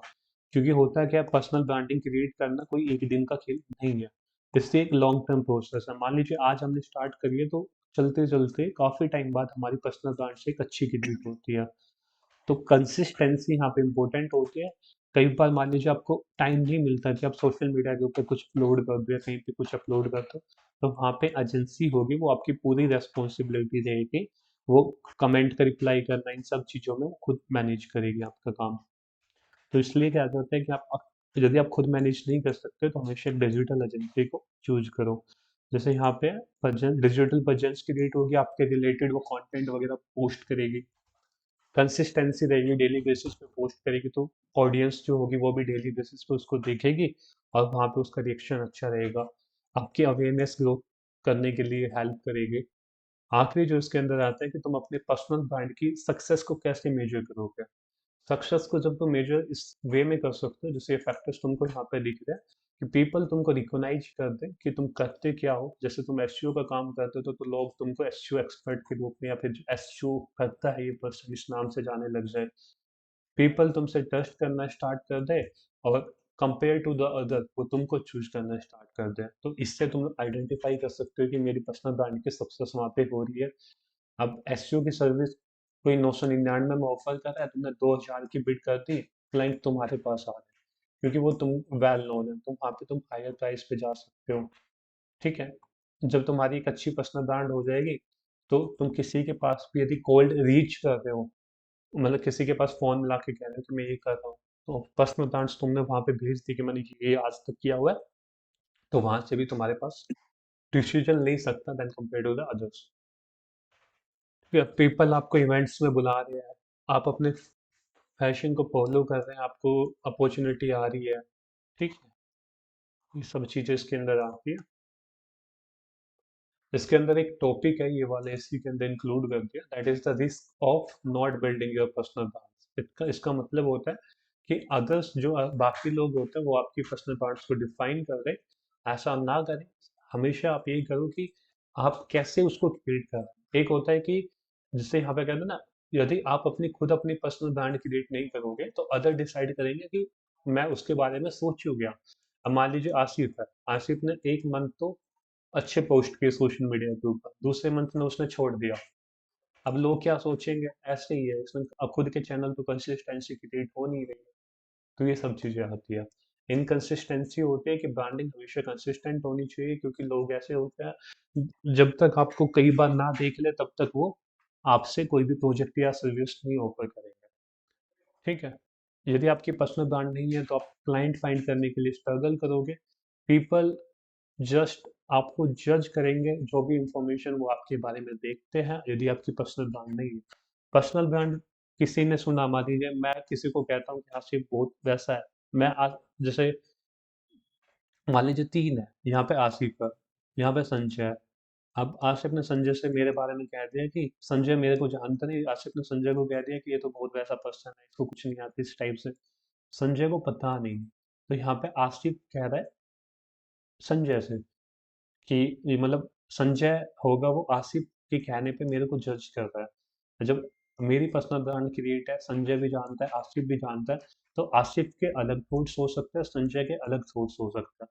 मतलब इस टाइम संजय रिएक्ट नहीं करेगा आसिफ के बेस पे, मतलब जो आसिफ कहेगा वो नहीं मानेगा, क्योंकि संजय के दिमाग में मेरी अलग टाइप से एक इमेज क्रिएट है, ठीक है? आपके कम कंपटीटर्स होंगे और आप ज़्यादा पैसे ले नहीं सकते। मान लीजिए जहाँ पे 1000 रुपये का काम है वो 500 में भी करके देना पड़ सकता है, 300 में भी करके देना पड़ सकता है। तो ये सारी चीज़ें होती हैं पर्सनल ब्रांडिंग के अंदर। तो इसलिए हम कहते हैं कि जब भी आप अपने फील्ड में काम कर रहे हैं तो अपनी एक पर्सनल ब्रांड क्रिएट करके रखो, ताकि वहाँ से आपको ज़्यादा प्रोजेक्ट आने स्टार्ट हो जाए और ज़्यादा क्लाइंट्स भी अप्रोच करना स्टार्ट कर दें। अपने टिकट प्राइस को आप इंक्रीज कर सकते हैं।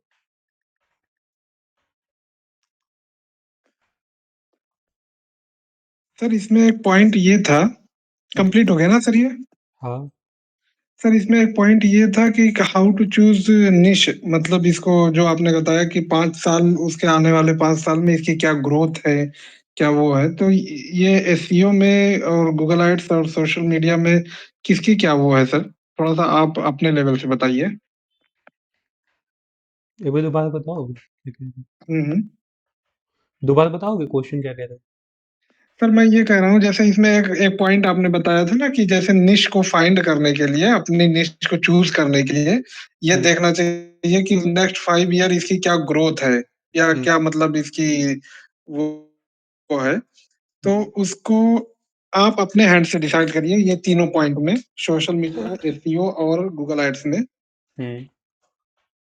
देखिए कि कंपनी मतलब किस मार्केट रिसर्च तुम किसकी वैसा नहीं किसकी करते कि ग्रोथ कोई है और किसमें क्या है। ग्रोथ तुम कैसे आइडेंटिफाई कर सकते हो कि उसमें स्कोप है या नहीं है।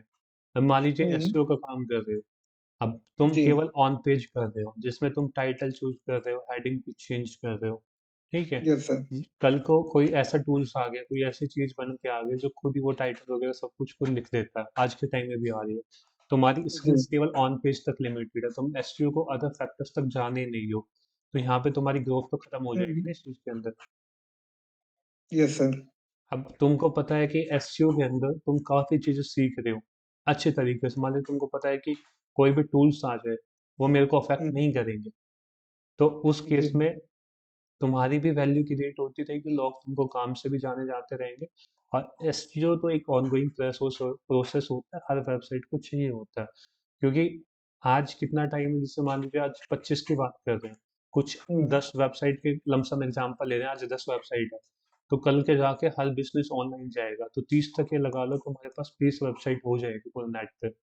लमसम एग्जांपल ले रहे हैं, तो इसमें तो वेबसाइट में तो ग्रोथ हो रही है ना, तो यहाँ से वेबसाइट में हम्म। ग्रोथ होगी तो हर बिजनेस को मेरे को एसईओ की सर्विस होगी, हो गया ना? Yes sir. अब yes sir. Google Google ads की तुम बात करो, गूगल एड्स कल को ऐसा कर दे कि एआई बेस पे ऐड चला दे, कि जो हम्म। क्लाइंट होता है वो खुद ही अपना ऐड रन कर सकता है, जो आज के टाइम में एक बार फेसबुक एड्स में करा था एआई का, वो आज के टाइम में डिसकंटिन्यू कर दिया उसने, उनको सुधार कर रहे हैं, ठीक है?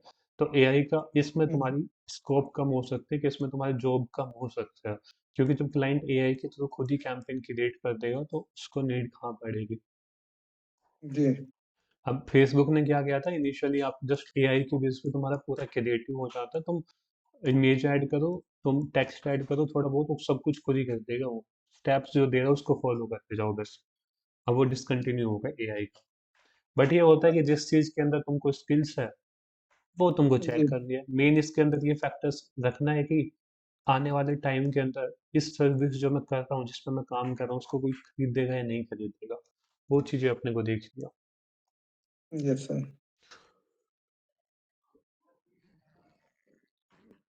ठीक है फिर। ठीक है सर।